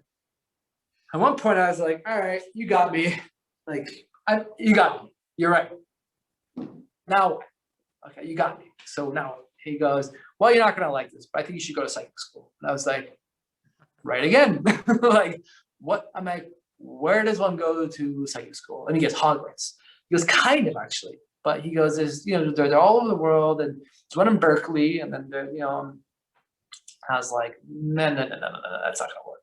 And so anyway, hung up, called him again, you know, a few months later, because it was like the realest conversation I've ever had. In a way, he got me better than my parents got me. Got me better than anybody got me, because he said the things that I was feeling that no one just saw or got. And this is 2006, and Google was not very elaborate at the time. So he ain't Google. All this stuff was on the internet anyway. So long and short of it is, you know, fast forward, I 3 more calls later, and I left Dannon. I'd already done the entrepreneur thing. High fashion swimwear, man. Like, that's pretty cool for a 21-year-old and living in all these exotic places. And That wasn't really fulfilling. And I did like the pretty cool corporate things. That wasn't fulfilling. So I was like, what do I do? Like, what do you do at that point? You know, when you've kind of exhausted those options. And so eventually I said, fuck it. Okay, I guess I'm just going to go to secondary school, you know. And imagine writing that letter to your family, you know. And you went to this like great business school, and you have a burgeoning, successful career, and you're like, and I'm going to tap out of this and go to secondary school. And it's interesting because I wrote that letter because I was at Berkeley to go check out the Berkeley Psychic Institute, one of the first psychic schools. And I was actually writing that letter from the cafe in the movie The Graduate. I didn't realize at the time. You know that movie The Graduate with Dennis Hoffman? I haven't seen it, no. It's a great film. It's like a coming of age film. That's why. So it was just kind of like, I think it was like scripted. But anyway, and so long and short of it is I found out about a psychic school, Psychic Horizons in Boulder. And I said, YOLO, I guess that's what I'm doing. YOLO was even a term back then, but that's how I felt. And so I went to like a weekend trip, I think in 2009, 10. It was the World Cup. I think it was 2010. And this woman had been running a psychic school. She had gone to the Psychic Institute, Mary Bell, the Berkeley Psychic Institute, and then went and started her own in Boulder. And it was actually, they had a center down in downtown Boulder, but then it was after 2008, they kind of scaled back, and now she's running out of her house. She's a really nice, you know, large house and like just outside of Boulder, right? Bro, you gotta understand, man, when you're coming from Paris and I lived in Buenos Aires, so I left Paris and went to Buenos Aires for like 6-7 months. So like learn polo because I was like, I don't know what else to do. So I'm just gonna go to Buenos Aires and learn polo, did you say? Yeah, learn polo. Yeah, go play polo. Because polo is like badass. It's like playing hockey on a motorcycle because the motorcycle has a brain. Yeah, that's like an extreme sport. Bro, it's an extreme sport for sure. Because that like it's like a softball, you know, flying at you. Anyway, I lived in these. That was like previous chapters, and I'm like in Boulder, and like it was just like middle of nowhere. This is like 2010, where Colorado was like people literally call it a flyover state. You know, it's like you just went to ski at Aspen or Vail, and then that was it. You know, so I remember arriving at this woman's house. I was gonna go for just for 3 days, just for a long weekend, just to check it out. Talk about being confused, junction in your life where you're just like, what the hell is going on? What am I doing with my life? And I felt really good and I liked it. So, you know, and like, she's a psychic, right? So I like come up to her in the morning. I was staying in a little guest room and come up to her and I'm like, and so she said to me like the night before or like 2 days before, she goes, you know, she's from Kentucky. She's like, you know, Kentucky, I can't do a Kentucky accent, but like in her Kentucky accent, she's like, if you want to stay a little longer, it's all right, you know. And I was like, no. I'm just here for a few days, check it out, do my due diligence, I'm gonna figure it out, just make a decision. So like the morning of the day before I'm supposed to leave, I'm like, Mary Bell, I was thinking. She goes, yeah, you can stay. I was like, cool. So I ended up spending the whole summer there, you know, and it was just like, yeah, and I was like listening to Zen and the Art of Motorcycle Maintenance. I don't know if you Robert Persick, and you know, I've gone on bike rides, and it was hard, man, to come out of like, I want to be a trillionaire. Like I was a business guy. I was an entrepreneur. Like I was like so bent on being successful and doing all of that. And now I'm at psychic school and someone's house in like Boulder, not even in Boulder, just outside of Boulder, you know. Yeah. So it's just like a weird time. But you know, one of the things that was driving me at the time is I was like very ADHD, you know, and when I joined Dannon, you know, it's a very corporate environment. You got to be structured and organized, and you can't be kind of like, when you're an entrepreneur, you kind of, if you're successful, you kind of do whatever you want. You can be as dysfunctional as you want, but not in the corporate setting. So I started taking Ritalin. I just couldn't concentrate. And that shit wears on me, man. For a while, it's like a superpower because you're just like, whoa, I'm like so like dialed in. But then after, it was like wearing on my nervous system. Mm-hmm. And one of my goals was to like learn to concentrate. And concentrating for me felt like running on a skating rink with like, you know, flat shoes. Like the more you try, the more you slip and the harder you fall, and it hurts, you know, and it's painful, and it's like, it's jarring. And so we're going through these like different programs, these, you know, how to read psychically, how to hear yourself. I mean, I couldn't pronounce the word. I couldn't spell the word yoga at the time. That's just where like it's not like I was like coming in with like this kind of no. It was like I was coming in cold, you know. But there was a moment in that summer where my mind went quiet.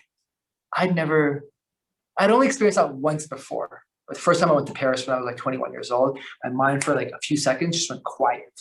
But otherwise, it was always static. There was always stuff, you know, in my mind. And it was a weird experience. And you kind of feel like because that was my normal. I felt like I'd lost my mind because my mind, for me, mind equals static. Mind equals noise all the time. And now there's no more noise. So I could start to have no more mind. And I wasn't on drugs, you know, like I was like, this is very like sober, bone sober. But it felt really nice. And I was like writing poetry by the Boulder Creek. And like, this was very new shit for me. And again, super sober. And like, and it was awesome. And I was like, and I remember when I first arrived in Boulder, I was like, what am I going to do here? There's like one little Boulder Street, like Pearl Street Mall. And people are like, oh, we go hiking. I'm like, why? Why would you do that? Like, that's weird. You know? And I was like, that's so far away from, this is like what I was coming at. And I ended up staying there for 4 years, you know, not at her house, you know, like, you know, but I'd blown a lot of my cash playing polo and, you know, my girlfriend in Buenos Aires and all these other crazy things we were traveling around. So I didn't have much cash, but it was just kind of an interesting period. And so and then later that summer, I did my first 10-day silent retreat. And it was like, man, it was like a hard right turn, you know, where I was kind of coming at life one way and I just went, boom, you know, a 9-degree turn. And it was really cool. And it was like a tapas of like spiritual stuff. Like I'd go to the Boulder Zen Center, you know, right? I'd go to yoga class, free yoga classes. I do psychic. So we set up like a table, you know, once you get going, it's like, the thing with psychic reading is we're all psychic. And, but the key is one, to learn a little methodology to like, it's like often we have like 10 radio channels and it's all put into like one channel. So that's why it's staticky. It's like, we're hearing all this stuff, but if you can separate those channels, then you can actually hear and you can focus that energy. It's pretty cool shit. So what we do, and it's all about practice, like everything else. If you practice anything, that's kind of what's cool about being a human, is like you can literally practice anything and get really good at it, including being psychic and reading psychically. So we'd set up a table outside the Sunflower Market, you know, at that, what is it, like Folsom and Arapahoe. And people would come out and would be like, hey, would you like a free psychic reading? Because we just want to practice. And we would just like pound them out, you know? And man, that's pretty, and like my style is like direct. Like I guess that's my mongoose style, you know, I just go bam, you know? So like, it's not like my goal was to make people cry, but people cried a lot, you know? But not like, they're not like, they were like heard. They were just like, oh, like I just like brought it, you know, and fast. It was like rapid fire, like Wow. speed reading for psychically. So in that first year and a half, that's all I did. I found a great place. Actually, my sister found a great place in North Boulder, right by Mount Sanitas Trailhead. So I'd hike every day. I'd meditate every day before more morning. So it was just kind of like, I call it like my hippie chapter, you know, or urban hippie chapter. Spiritual tapas, man. Yeah, every day. Kundalini yoga, you know, and then I'd come back to Toronto, you know, very different vibe, very different scene. And like, I remember my family was like, you're really different.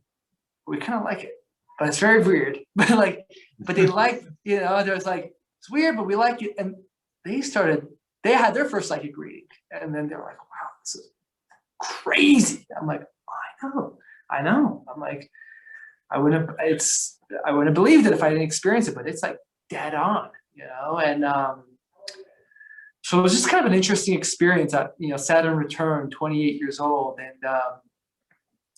And I think probably best decision I've ever made to make that decision. It was like, start another company, join another corporation. No, I wasn't going to do that. I applied to my, so here's a cool thing. I had applied to go do my MBA, because when you don't know what else to do, just go do your MBA, right? So go back to school. And so I got in, and I remember speaking to like the admissions person, and I was like, look, I don't know what I was thinking. I guess I must have psychically felt it, but I was like, here are my two options, MBA or psychic school. And she's like, I think you should do psychic school. It was like really weird. This is like the Harvard of Canada, like the rich guy school. It's like very serious. And it was, I got just gotta be real, and tell her, and we actually developed a great friendship after that. And so yeah, that was a psychic hippie tapas chapter. That's so interesting. I didn't know any of that about you, and it makes sense. You want to know something? So that Berkeley psychic is probably a direct connection to the psychic school that we go to here in Southern California. My wife Emily that's what she does for her work. She does. No shit. She does. She helps people learn how to read, and she does that with plant spirits. So it's psychic herbalism is what she does. Cool. And I go to classes there too. I'm more of a beginner psychic school person, but I've gotten a bunch of readings from people, which have been really interesting, like current readings and then past life readings. And I mean, it makes you a believer real quick when you can have a stranger sit down and tell you all about yourself, and pointedly, like touching on things that, that it's not vague. It's like, whoa, like nailing things you forgot. You're like, oh my God, yeah, that's interesting. I didn't know that. Yeah, you did that. Yeah. So what do you do? Like how to heal yourself? Is that a course that you're doing? Yeah, the next one I'm doing is Healing 1. Healing 1, yeah, exactly. I've done Meditation 1 and Meditation 2, and now I'm doing Healing 1. Yeah. Yeah, I think it's from the same school of thought. I think there was this guy in the 60s or 70s who kind of put this program together. And then I guess when all these people went to this Berkeley Psychic Institute, BPI. And then I guess when he died, they all kind of, for the most part, scattered and went and started their own schools. So I suppose it's sort of in that lineage, or sort of. Yeah, that's really cool. It's totally the same lineage. Yeah. BPI lineage. Yeah. Look, like you said, man. I mean, I really believe in this notion of you got to experience things. You got to taste the pudding, and then it's good or not. It's not like I just think it's like the best. I think it's the best way to learn and the best way to garner wisdom. Try it, experience it. If you have a conversation with a psychic and it blows your mind, well, there you have it. Shit, I would have never would have thought. It's weird the random roads, right, or not random roads life could take you down. Yeah, and they'll bring you all kinds of twists and turns. There's no doubt about it. So you're a polo. You took up polo. Yeah, polo's hard, man. Because I remember when I went down there, and I'm with I'd read it before, and I was pretty good at writing like Western, even English. And I go to this polo ranch, and the guy's like, "Have you ridden a polo pony?" No, but I can ride. He's like, "No." He's like, it's like saying, it's like saying, yeah, I've driven standard on a Volkswagen so I can drive a Formula One car. He goes, it's two different things. And he was right. Polo ponies are like skinny, small, and there's not much of a saddle. So like, oh, you're like hugging the horse with your thighs. Wow. And essentially, as you're going, basically, then you got the stirrups, and the stirrups are basically your platform to stand up on, and then just to like freaking crank it. And I played hockey, so I had pretty good eye hand. I'm actually good at like cranking it, but but it's a horse. I mean, it's gonna do what it wants, you know, and it's really sensitive. So like you just go the wrong way, he's gonna go that way. Like he's just, Wow. they're also like former like race horses and stuff. So it's quite an experience. I mean, one of my personal goals, I love sports. I'm crazy about sports, and I've always wanted to be a professional athlete. Always, you know, and I pursued basketball, and that was sort of my goal in high school. And I decided to change tracks, and but I still want to be a professional athlete. And that's really one of my I don't know if I've ever shared this. Probably maybe my brother knows this, but like I want to be a professional polo player. You know, like it's like I could still do that. You know, I'm like 39. I can still be a pro. I probably can't. I can't be a pro basketball player. Probably can't go pro in skiing at this point. Yeah, some things, you know, the window's closed. Right? Yeah, So, but riding, I still can actually.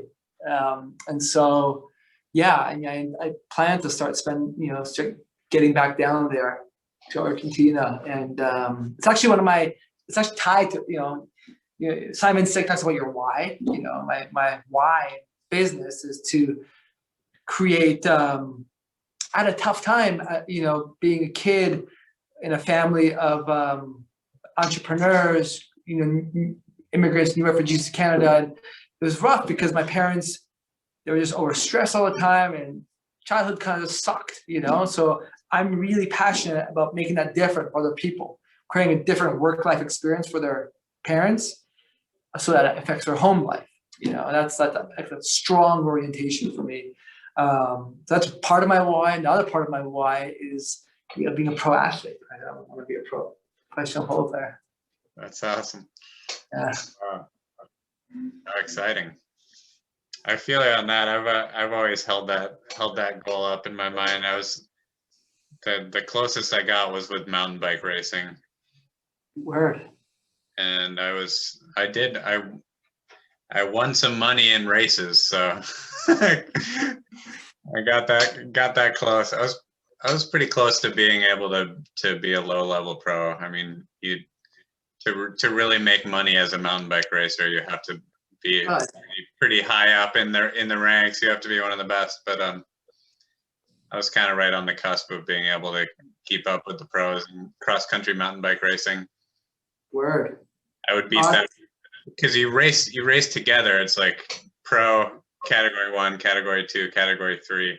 You all start in a line basically and race on the same race course. So you basically get to race the pros whether or not you're in the pro category. So when I would do well, I would beat the bottom of the pro field. I would come in ahead of them. So that was the closest I got. It's exhilarating, it feels awesome. Yeah, I love racing. I've some part of me does want to get back into that racing because I think I have a good body type for it. I'm just naturally lean, but I'm also fairly tall. So that's a good bike racing frame to have. So Interesting. I don't carry a lot of weight, but my legs are strong. Yeah, it's conducive to your body's conducive to it. Yeah, my body is conducive, and I think that's like in terms of really finding success in a sport. There's like 100%. Certain ones that your body is going to be good at, and certain ones not so much. Like if I wanted to play football, I'd have to do a pretty serious body transformation. Yeah. There's outliers, but it's not helping you. Really. Yeah, exactly. There's people my height who play football for sure, but they have 50 pounds more of muscle than I do. Right. Yeah, an interesting thing happened. It's my favorite, and then it's skiing and surfing are the other two that I'm all about. Bro, today's gonna be my 90th day of the season, and wow. and I'm still sad at the end of the day. Like when the last run of the day, I'm still like,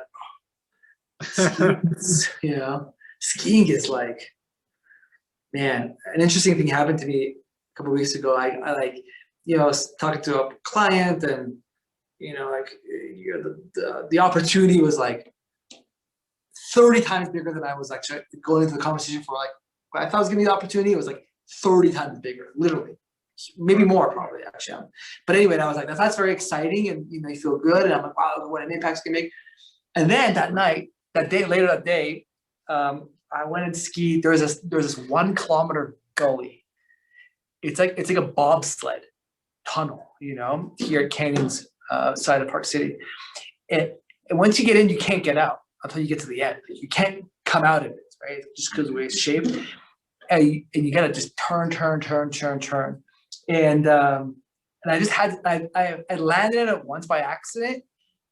And it was kind of icy and it was kind of terrifying. And I just wanted to like conquer this bitch, you know. And I was like, I'm just gonna like freaking kick it. I'm gonna do it. And I took my GoPro and I was gonna like, so like I was thinking about the night before. I was like visualizing, and I was like, I'm gonna do this.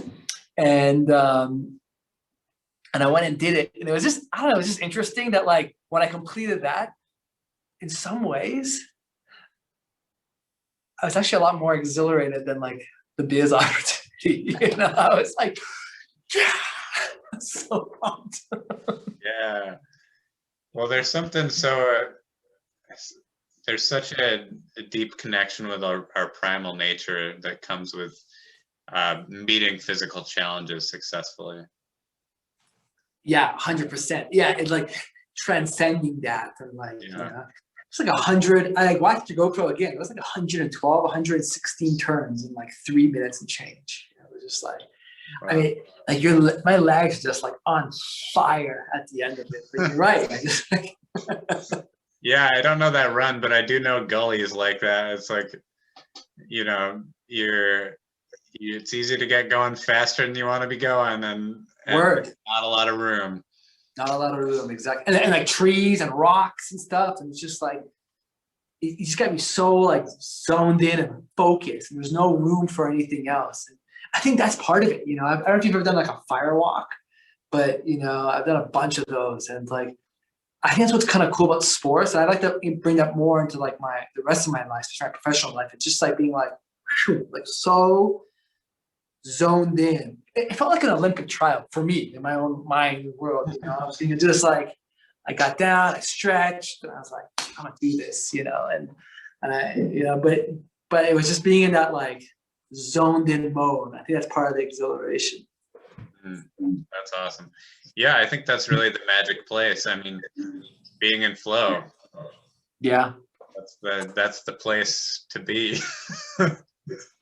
Yeah, exactly. That's why I seek out that type of sport, because I do think that there's those sports that have a little bit of physical danger and you're out in nature and you're challenging yourself. Like that's a bunch of flow triggers all together.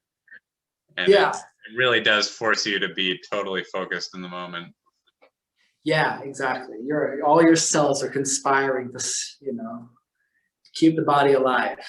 You know? Yeah, that's my favorite stuff to do for sure. Yeah. I look forward to being able to ski together again. Yeah, we never did that in Vail, huh? No. We hung out a lot after and had a lot of great conversations with the rest of your crew. Yeah, I love those guys. I see Ben. I saw him. You know, I haven't seen him in like 7-8 months, but it was really. I love meeting you and Ben and all the guys. I mean, it was just like, it was such a breath of fresh air, because for me, you guys were like really interested, engaged, enthusiastic, smart, creative ski guys, ski bums. I mean, we're all like ski bums, you know, but like much more interesting than like, sorry, but like the dude bro ski guys who's like kind of uninteresting. I mean, I wouldn't have anything to talk to about, but like, not I mean, just different, you know. But meeting you guys is just like so awesome, because it was like the best of both worlds. You know, we can gauge our bodies on the mountain and then also engage our minds and kind of shit we talked about. Pip. Yeah, absolutely. Yeah, that brings me back. There was a good group of people who we were friends with there.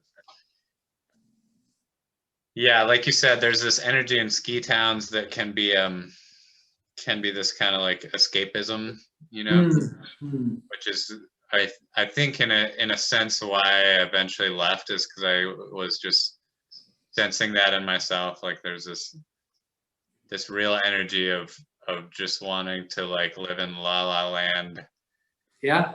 and escape all your problems with skiing. Yeah. Yeah. And I did Yeah. that. I did it successfully for a long time, but I eventually felt like I needed to make a change. Hear you. I've doubled down.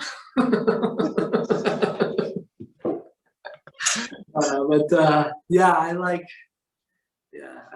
both. I like yeah, every day, you know, I go out for like an hour or two, and it's like it's kind of like my like that previous chapter I talked about, you know, like corporate life and Paris, and then in the evening just going and kicking it with the artists, you know, and just like just yin and yang, you know, lâcher prise, as we say in French, you know, just like I just find one really. It's like you're surfing, you know. It's like I don't know what that experience is like for you, but I assume like skiing, it's kind of that release and that, you know, let the subconscious start engaging and get busy, right?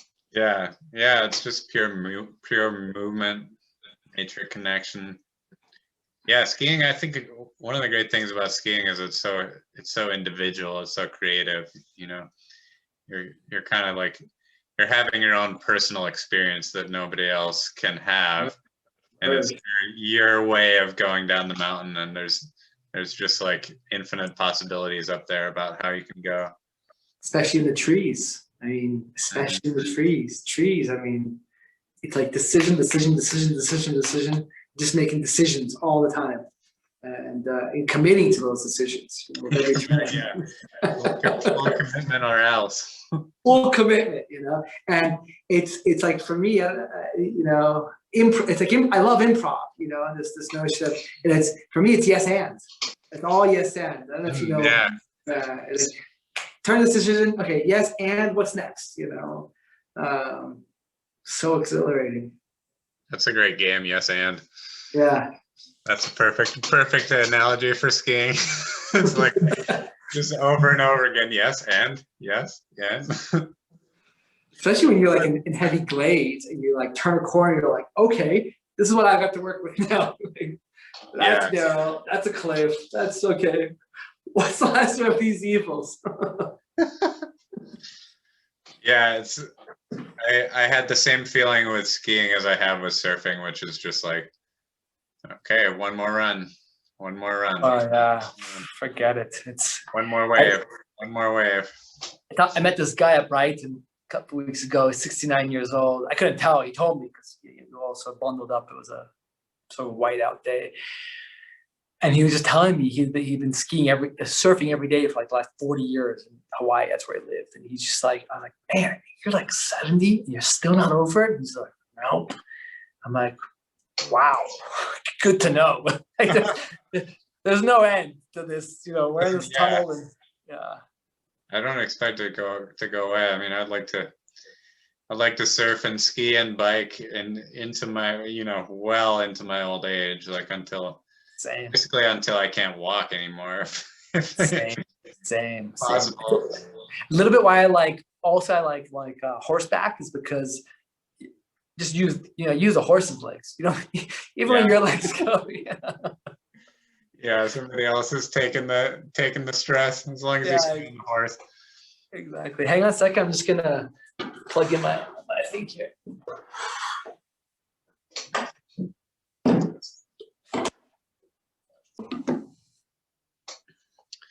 All right, so we got time for about one more chapter, I'd say. One more chapter. Yeah, this is. I mean, it's fun to think about these things. There's things I haven't, like I said, I feel like different lives. Things I just kind of forget about, you know.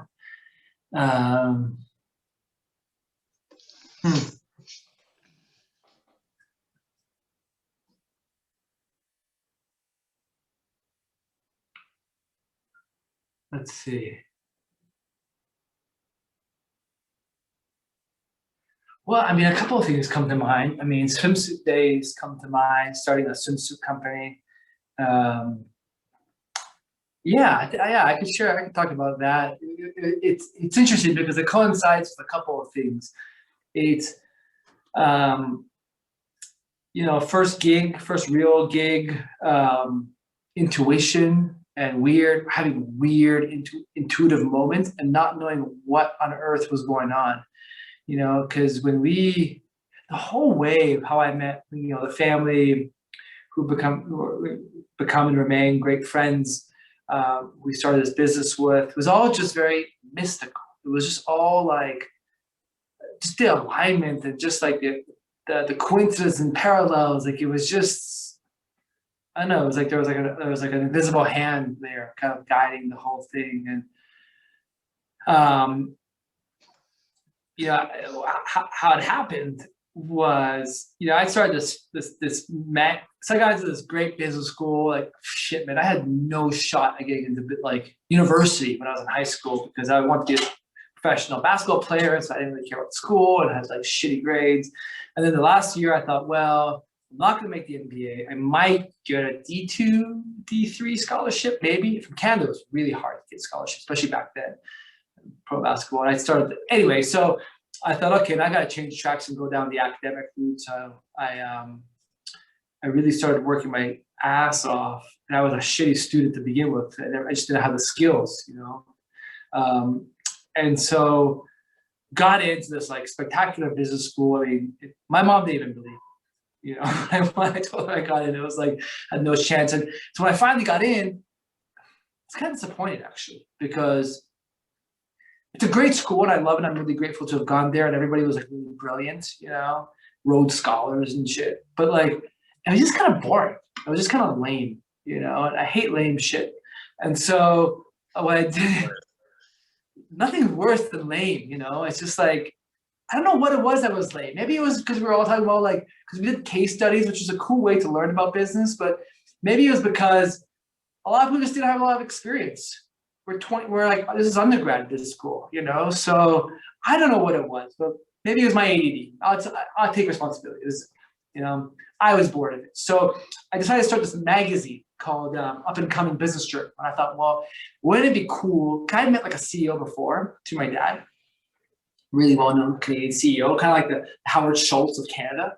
He was like badass, you know, I'm like, you feel vibe when somebody's like really powerful, especially when you're a kid, you're like really sensitive to these things. So you're in a room with like a really sharp, powerful guy. And I was like, yeah, that's cool.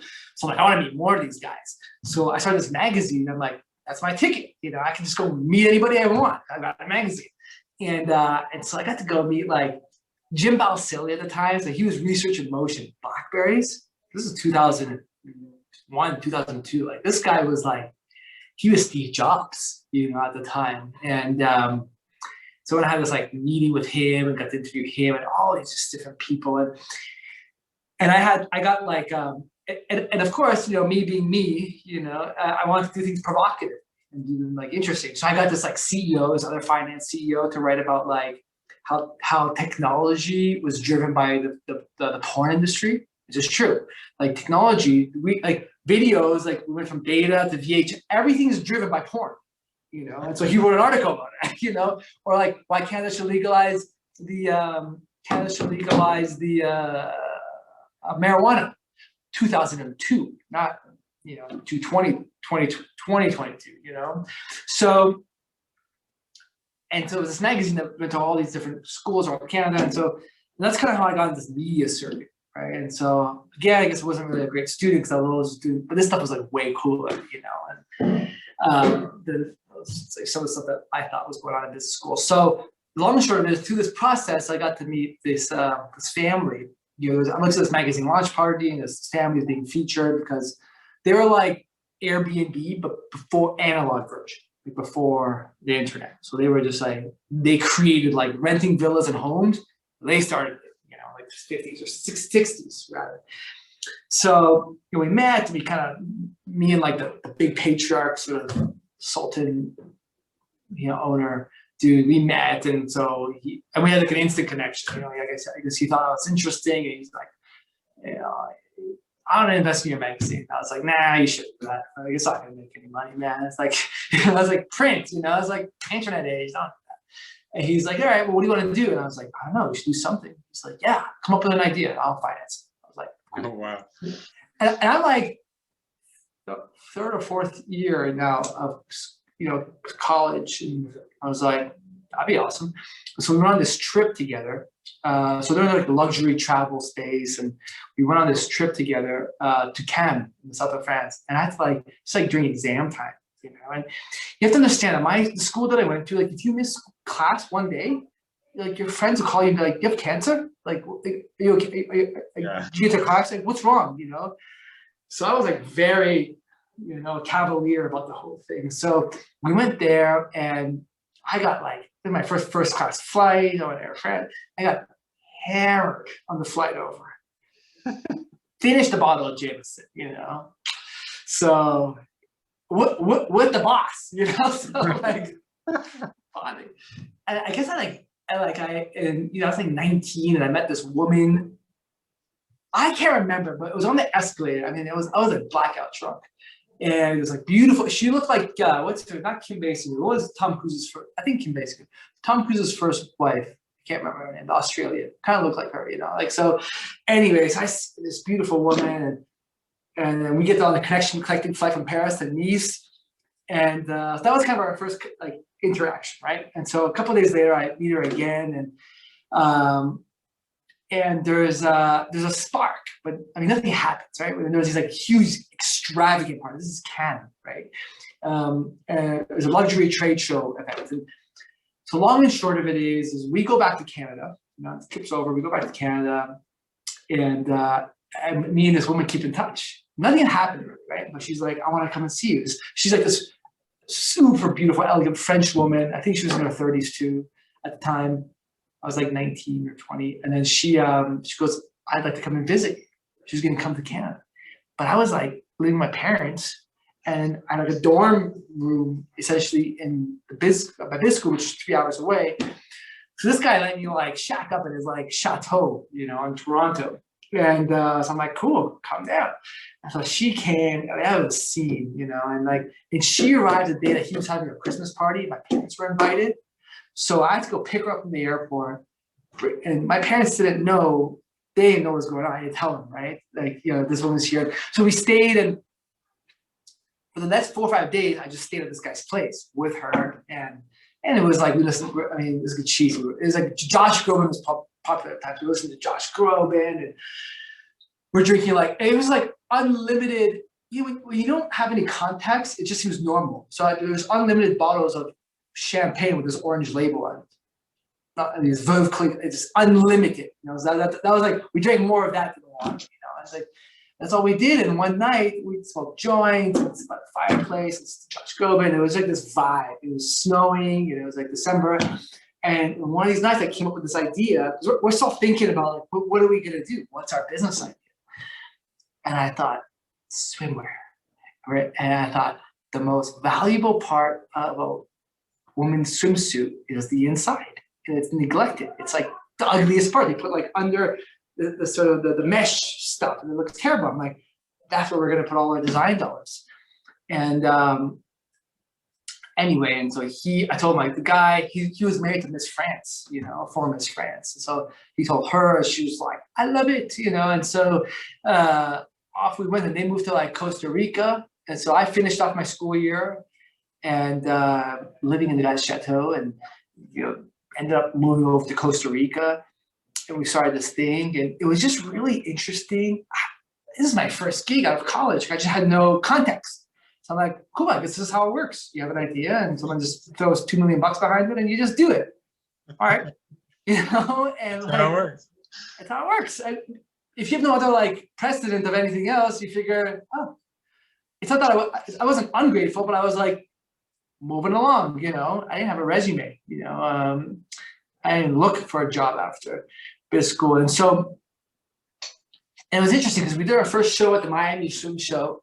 We debuted at the Miami Swim Show. I think it was about a year later. And we got Sports Illustrated and Vogue and Glamour in our first season. I mean, again, I was like, cool, I guess that's what you do. No, it takes like 8 years to get in there. Because once you get into those magazines, this is Facebook, essentially. You know, Facebook, it was like very like pre-Instagram, pre-social media, like print publication still meant a lot back then. When you got into those magazines, Saks Fifth Avenue would buy 10,000 of your swimsuits. Like that's kind of how it worked because you had that sort of exposure. And but it was interesting because like a lot of like my ideas on things, I was unencumbered. I was like a baby, you know, like a baby. You know, you'll be like, oh my God, kids are so smart. No, it's because they're not encumbered with like bad experiences and negativity. They're just like, you know, like fresh. And so they're not encumbered with a lot of bullshit, you know? And so,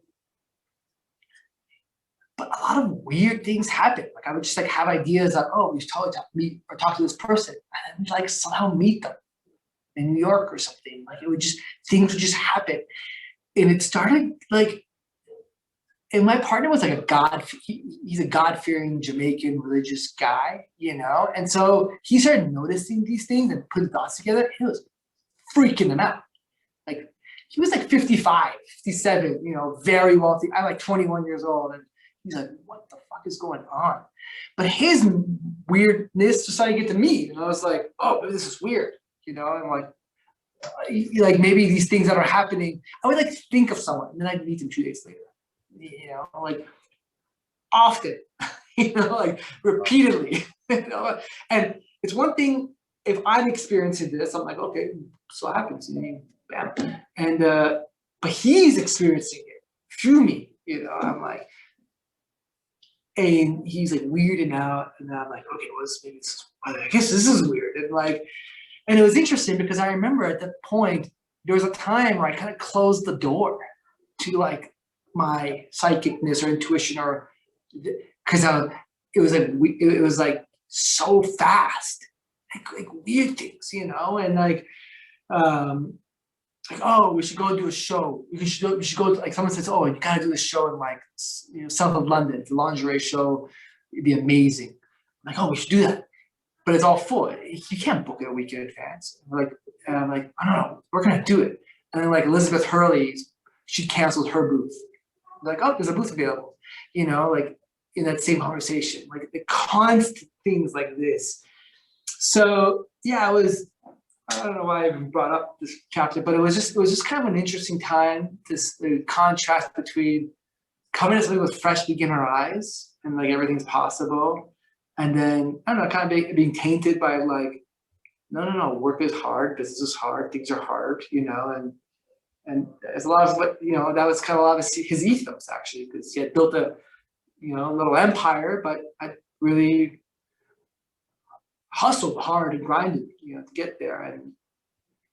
And yeah, and just seeing like, I think a lot of things you and I believe in roll, you know, sort of play out, you know, in the real world.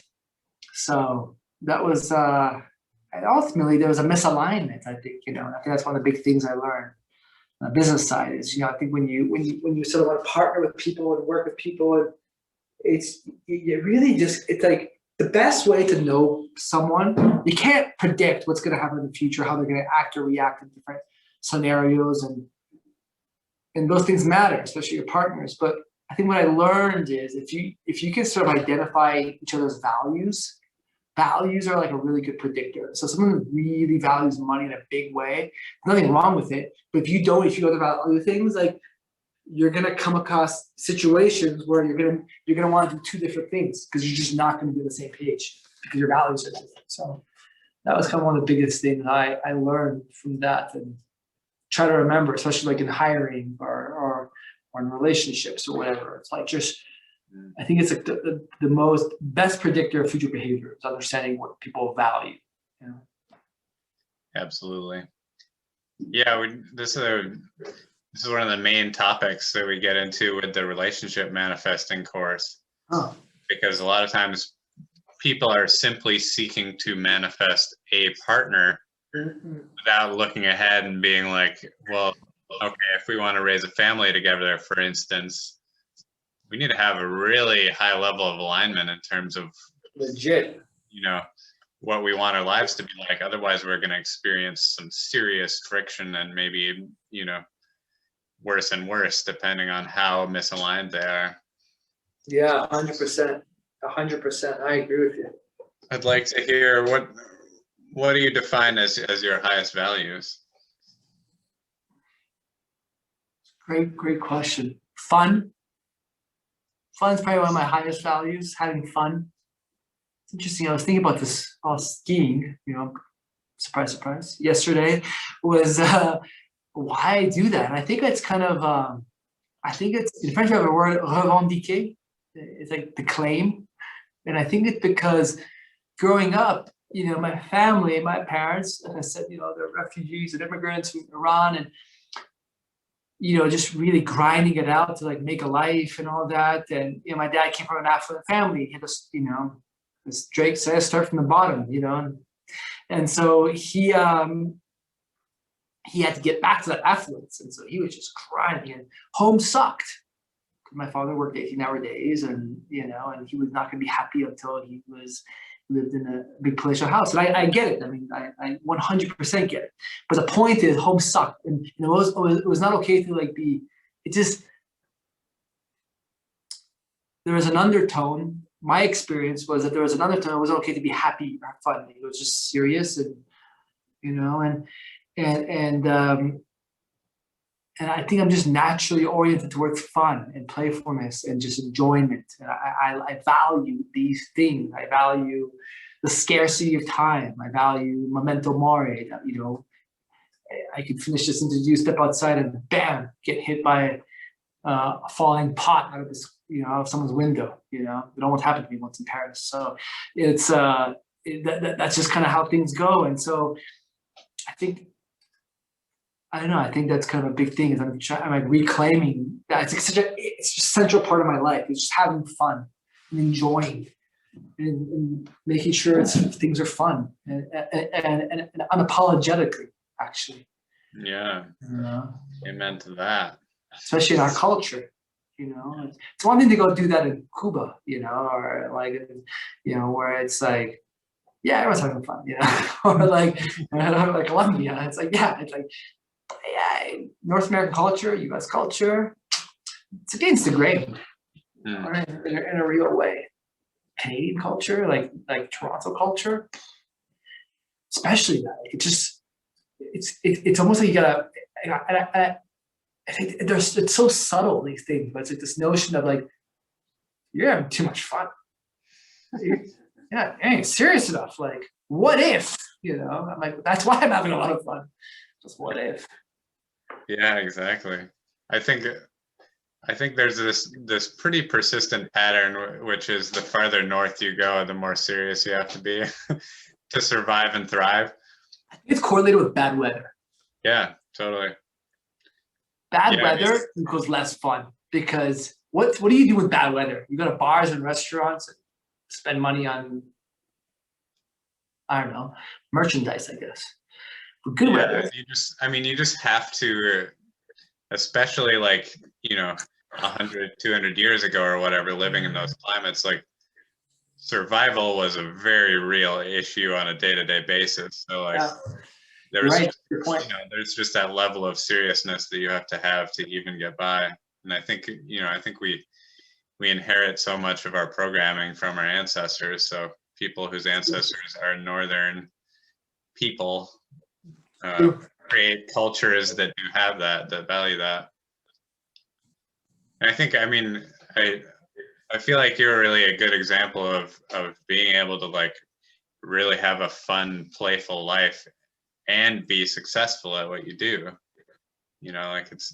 That's really inspiring, and I think it's super important that we can remember that. Yeah, and I think so thank you. I appreciate that, and I especially that's especially meaningful to me because it's something that I value and I strive for. And I think it's like, I think a part of it comes from something I've had to overcome, is the belief.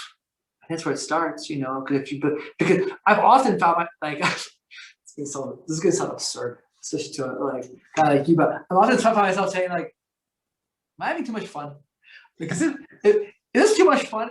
And like when I say it out loud, it's like it sounds so absurd, I'm like, now I'm doing all my, I've like, I'm adulting very well, I'm doing all the right things, but I'm just, I just want to have fun. I just want to enjoy it, and it's interesting to see one, what that evokes in others, and kind of that light, it can light people up, Yeah. and the impact that has on others. Um, it's I think it's all, but I think it really came, and a lot of it came from permission. That's kind of what I'm getting at. It's a lot of it comes from just giving oneself, being okay, because that was that sort of internal prompt about like, is this too much fun? Is it like, maybe I should have less fun?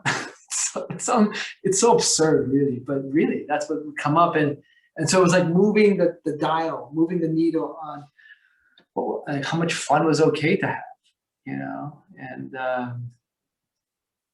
and being and accepting that and giving myself personal license to do that. And so that's I think the biggest battle, really, is that internal resistance around that. Yeah, and I think our parents' generation really for the most part have this kind of like inseparable connection between hard work and seriousness and success. Like that is their paradigm to the core, is that you need to work hard, you need to take it seriously, and if you do that for a long time, then you'll be successful, right? Yeah. And there is some truth to that, but Yeah. the seriousness part isn't necessary. I would argue that it's not necessary. And also there's the part about like hard work doesn't guarantee success. 100%. Yeah, 100%. It doesn't guarantee success. That's a great point. It's a great point. It's like I was telling you, like when I was writing my book, I found myself at times like wanting to like be serious and grind it out, and like I hear like what I was writing, and I kind of came to this realization that, man, if I'm not in a good space while I'm writing, if I'm not feeling good, I'm not going to produce anything good. And I was committed to not writing a lame book. Like I was not going to write a lame business book, and that's I don't know how to describe that in a value. That's kind of one of my values too, is not being lame or not being boring. I don't know if the value is being interesting. It's not necessarily that, but it's just like not being lame, not being boring, not being predictable or cliched, or just, I don't know, like things that's boring, and so what I did was I just traveled a lot while I wrote. I just went to like random ass places all over the world and kept writing because it kept me feeling good. And so there's really, I've got a buddy who he spends a lot of time on Necker Island. That's Richard Branson's island. And so he has a lot of exposure to Richard Branson. And he told me something really interesting that was very validating for me. He goes, Richard's always playing. He's always playing volleyball. He's always kite surfing, but he's working. And granted, he's got assistants around. He just like spews off something. There are super smart people and they go and do it. So that's at that scale. But it just made me realize, I've naturally been gravitating towards that also. Just because when you're having fun, like you said, you're more creative, you're more energetic, and those are the things that produce good results. Maybe not for an accountant, but for like, I guess, creative works and other things. Maybe an accountant you do need to Depends a lot on what you're doing for work, but that is a choice as well. This is great. This is like a side note, but this is a great clip, a Monty Python clip about this like accountant that nothing. I have a lot of friends who are accountants, but I'm not hating on anybody. But like, and this accountant wants to become like a lion tamer. And he goes, right, then I want to be a lion tamer. And like, then you realize what I really entails. He's like, no. I'm gonna go back to my desk. Stay safe. But yeah, Richard Branson is pretty much the highest level example of kind of the values that we're talking about here. Is he's really made a transformative effect in the world, and he's living this lifestyle where it's all about his creativity and adventure. I think that's one of my highest values, is to live an adventurous life. Really? Yeah, absolutely. I like that. I love that. Lifelong value for me. I love that. you know, and it's kind of what you're saying. It's like, keep it interesting. Don't be lame. Yeah, don't be Live lame. an adventurous life is not lame at all. It's interesting. Yeah, And it yeah. what you said inspired me about how you write as well, because I I wrote a book, and I'm now in the process of doing the editing part, which, as we said, is a big part of writing, and doing the illustrations. But something I found to be really useful recently is going to different parts of the city to do my to film my work, to film my speeches and such, because I'm kind of like, I'm just working through all these concepts and getting them super clear so that I can express them both with my words and on the page. Brilliant. It's brilliant. So I think you'll appreciate this. So I wrote my book. My book is like it's supposed to, it's supposed to be meant to be a tool, a culture change tool. You're meant to read it with a group of people, kind of like a book club, one chapter at a time, talk about it. And so I decided to create because there's an action step out of every chapter, a little simple action step to do. And my promise is, you do the 10 chapters, you apply every action step, and they're actually for like 30-second the action steps, so it's super easy. So I'll do videos, you know, to communicate this, and I create like an online course around this. And I thought, so first day I kind of set up like this, you know, my living room. I'm like, oh, I'm not gonna do 12 videos sitting in this living room. That is lame-o, you know. That's and what I love, I'm a road cyclist. Like I just, you know, and I was living in Vail at the time, and man, I just like that Vail Pass. I don't know if you've cycled that, but that's like, I love taking on that Vail Pass. I'm like, I'm gonna do a cycle tour around Vail. I'm gonna stop, and I'm gonna record a video. I'm gonna go up, and I'm gonna do it, and it's gonna be this journey up the Vail Pass. It's gonna end at the top. I'm like, well, shit, it'll be fun for me. You know? So it'll probably be fun for the people watching it too. Like, Yeah. Because sitting in my living room doing it sounds just terrible. I'd rather be outside. You know, so I think there's, so I think your idea is a great one. But again, I remember I asked my girlfriend, I'm like, yeah, it's a good idea. And she's like, oh, I think that'll be great. I'm like, man, I'll enjoy it. Yeah, like it's gonna be way better than, you know, do it at the botanical gardens in Vail, or like, you know, top of Vail Pass, or by the creek, or I don't know, on that little Goose Island. Me and Andy, my brother, and Jason. I don't know if you met Jason. Yeah, Ellen. Yeah, Jason Eshelman. Fisherman, yes. Yeah, so we one time biked up Vail Pass in the middle of the night.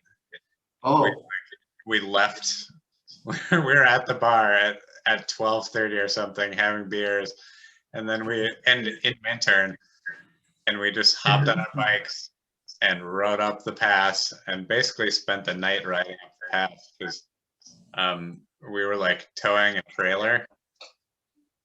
That's hardcore. Man, for your listeners, Vail Pass, what is it like? It's like 1,400 feet climb. I mean, it's a beast, and it's just up. Yeah, it's a long uphill ride. And then you hit the wall. Yeah, we got up there for sunrise, because we were gonna sleep up there, but it took us all night to get up. So we got up there for sunrise, took a little nap. Andy put his sleeping bag on a pile of fire ants, and then we rode back down. That's why you guys are. That's why I love meeting you guys. You guys had the right energy. That's the right energy. Yeah, sometimes I've noticed this thing about myself of just intentionally doing things the hard way.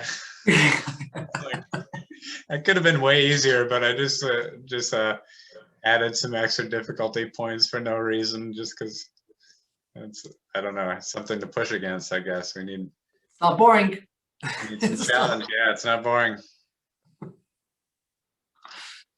So your book is Turnaround Artists. Yeah. It is available on Amazon. Is that right? Yeah, it's available on Amazon. I've got the Audible coming out soon. And I've got a course around it. That's really the way to do it. I mean, you could read it, and it's like people who read it quickly, like in 1 or 2 sittings. It's very easy to read. My editor was again, so like I went through like 50 editors. Not I interviewed about 50 editors.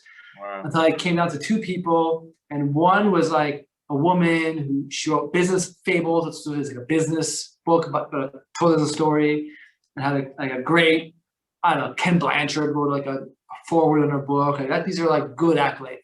And this other guy was like a 60-year-old crime novelist. He wrote like crime books and suspense, and he's like cyclist and just kind of does triathlons and lives a super exciting life.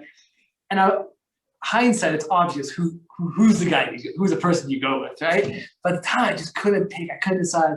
And then I eventually went with Don, and he was the editor, and I was like, I mean, he helped make the book. He to make it like interesting and exciting and a page turner, and it's interesting because I was like, Don, so here's like what I want people to like read 1 chapter at a time, stop, apply it, come back to the next one. But I want it to be a page turner. And he's like, that makes no sense. He's like, if you want it to be a page turner, like it just doesn't work because then you want people to stop. I'm like, I know, but that's what I want. And so when we published it, people would read it and they'd be like, that's great. I knocked it on like, on a flight, or I knocked it on a sitting. I'm like, yeah, you're not supposed to do that. I mean, you're supposed to read it 1 chapter at a time and apply it. And because it's a tool, you have to apply. When you apply the things, that's the thing with business books. I find too much is like give you a shit ton of content, and how much would you really apply?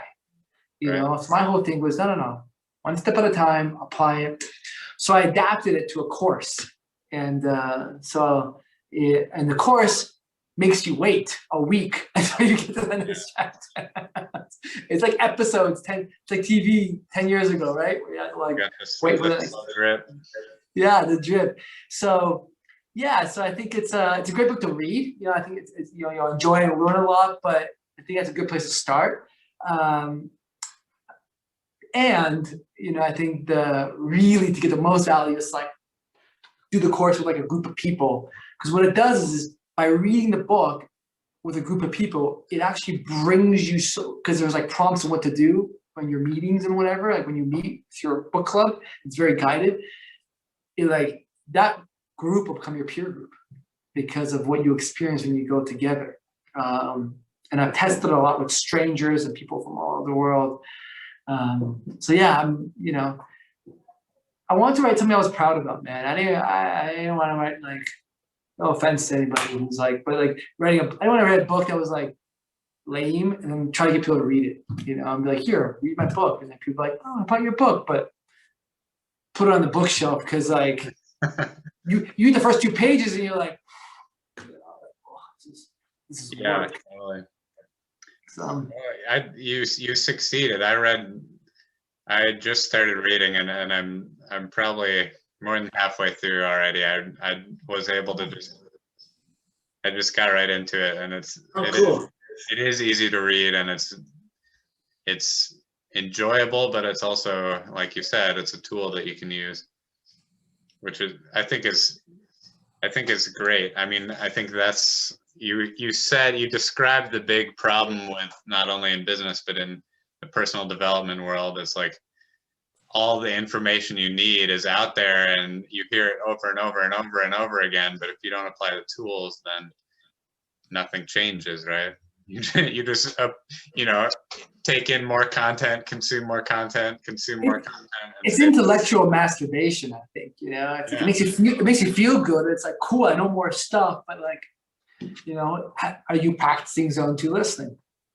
Are you interrupting less? Are you connecting with people more? Are you practicing gratitude? Are you giving people positive praise? Like sometimes what I like to do is just go on Facebook and just like first 10 posts I see and just give someone props for whatever it is.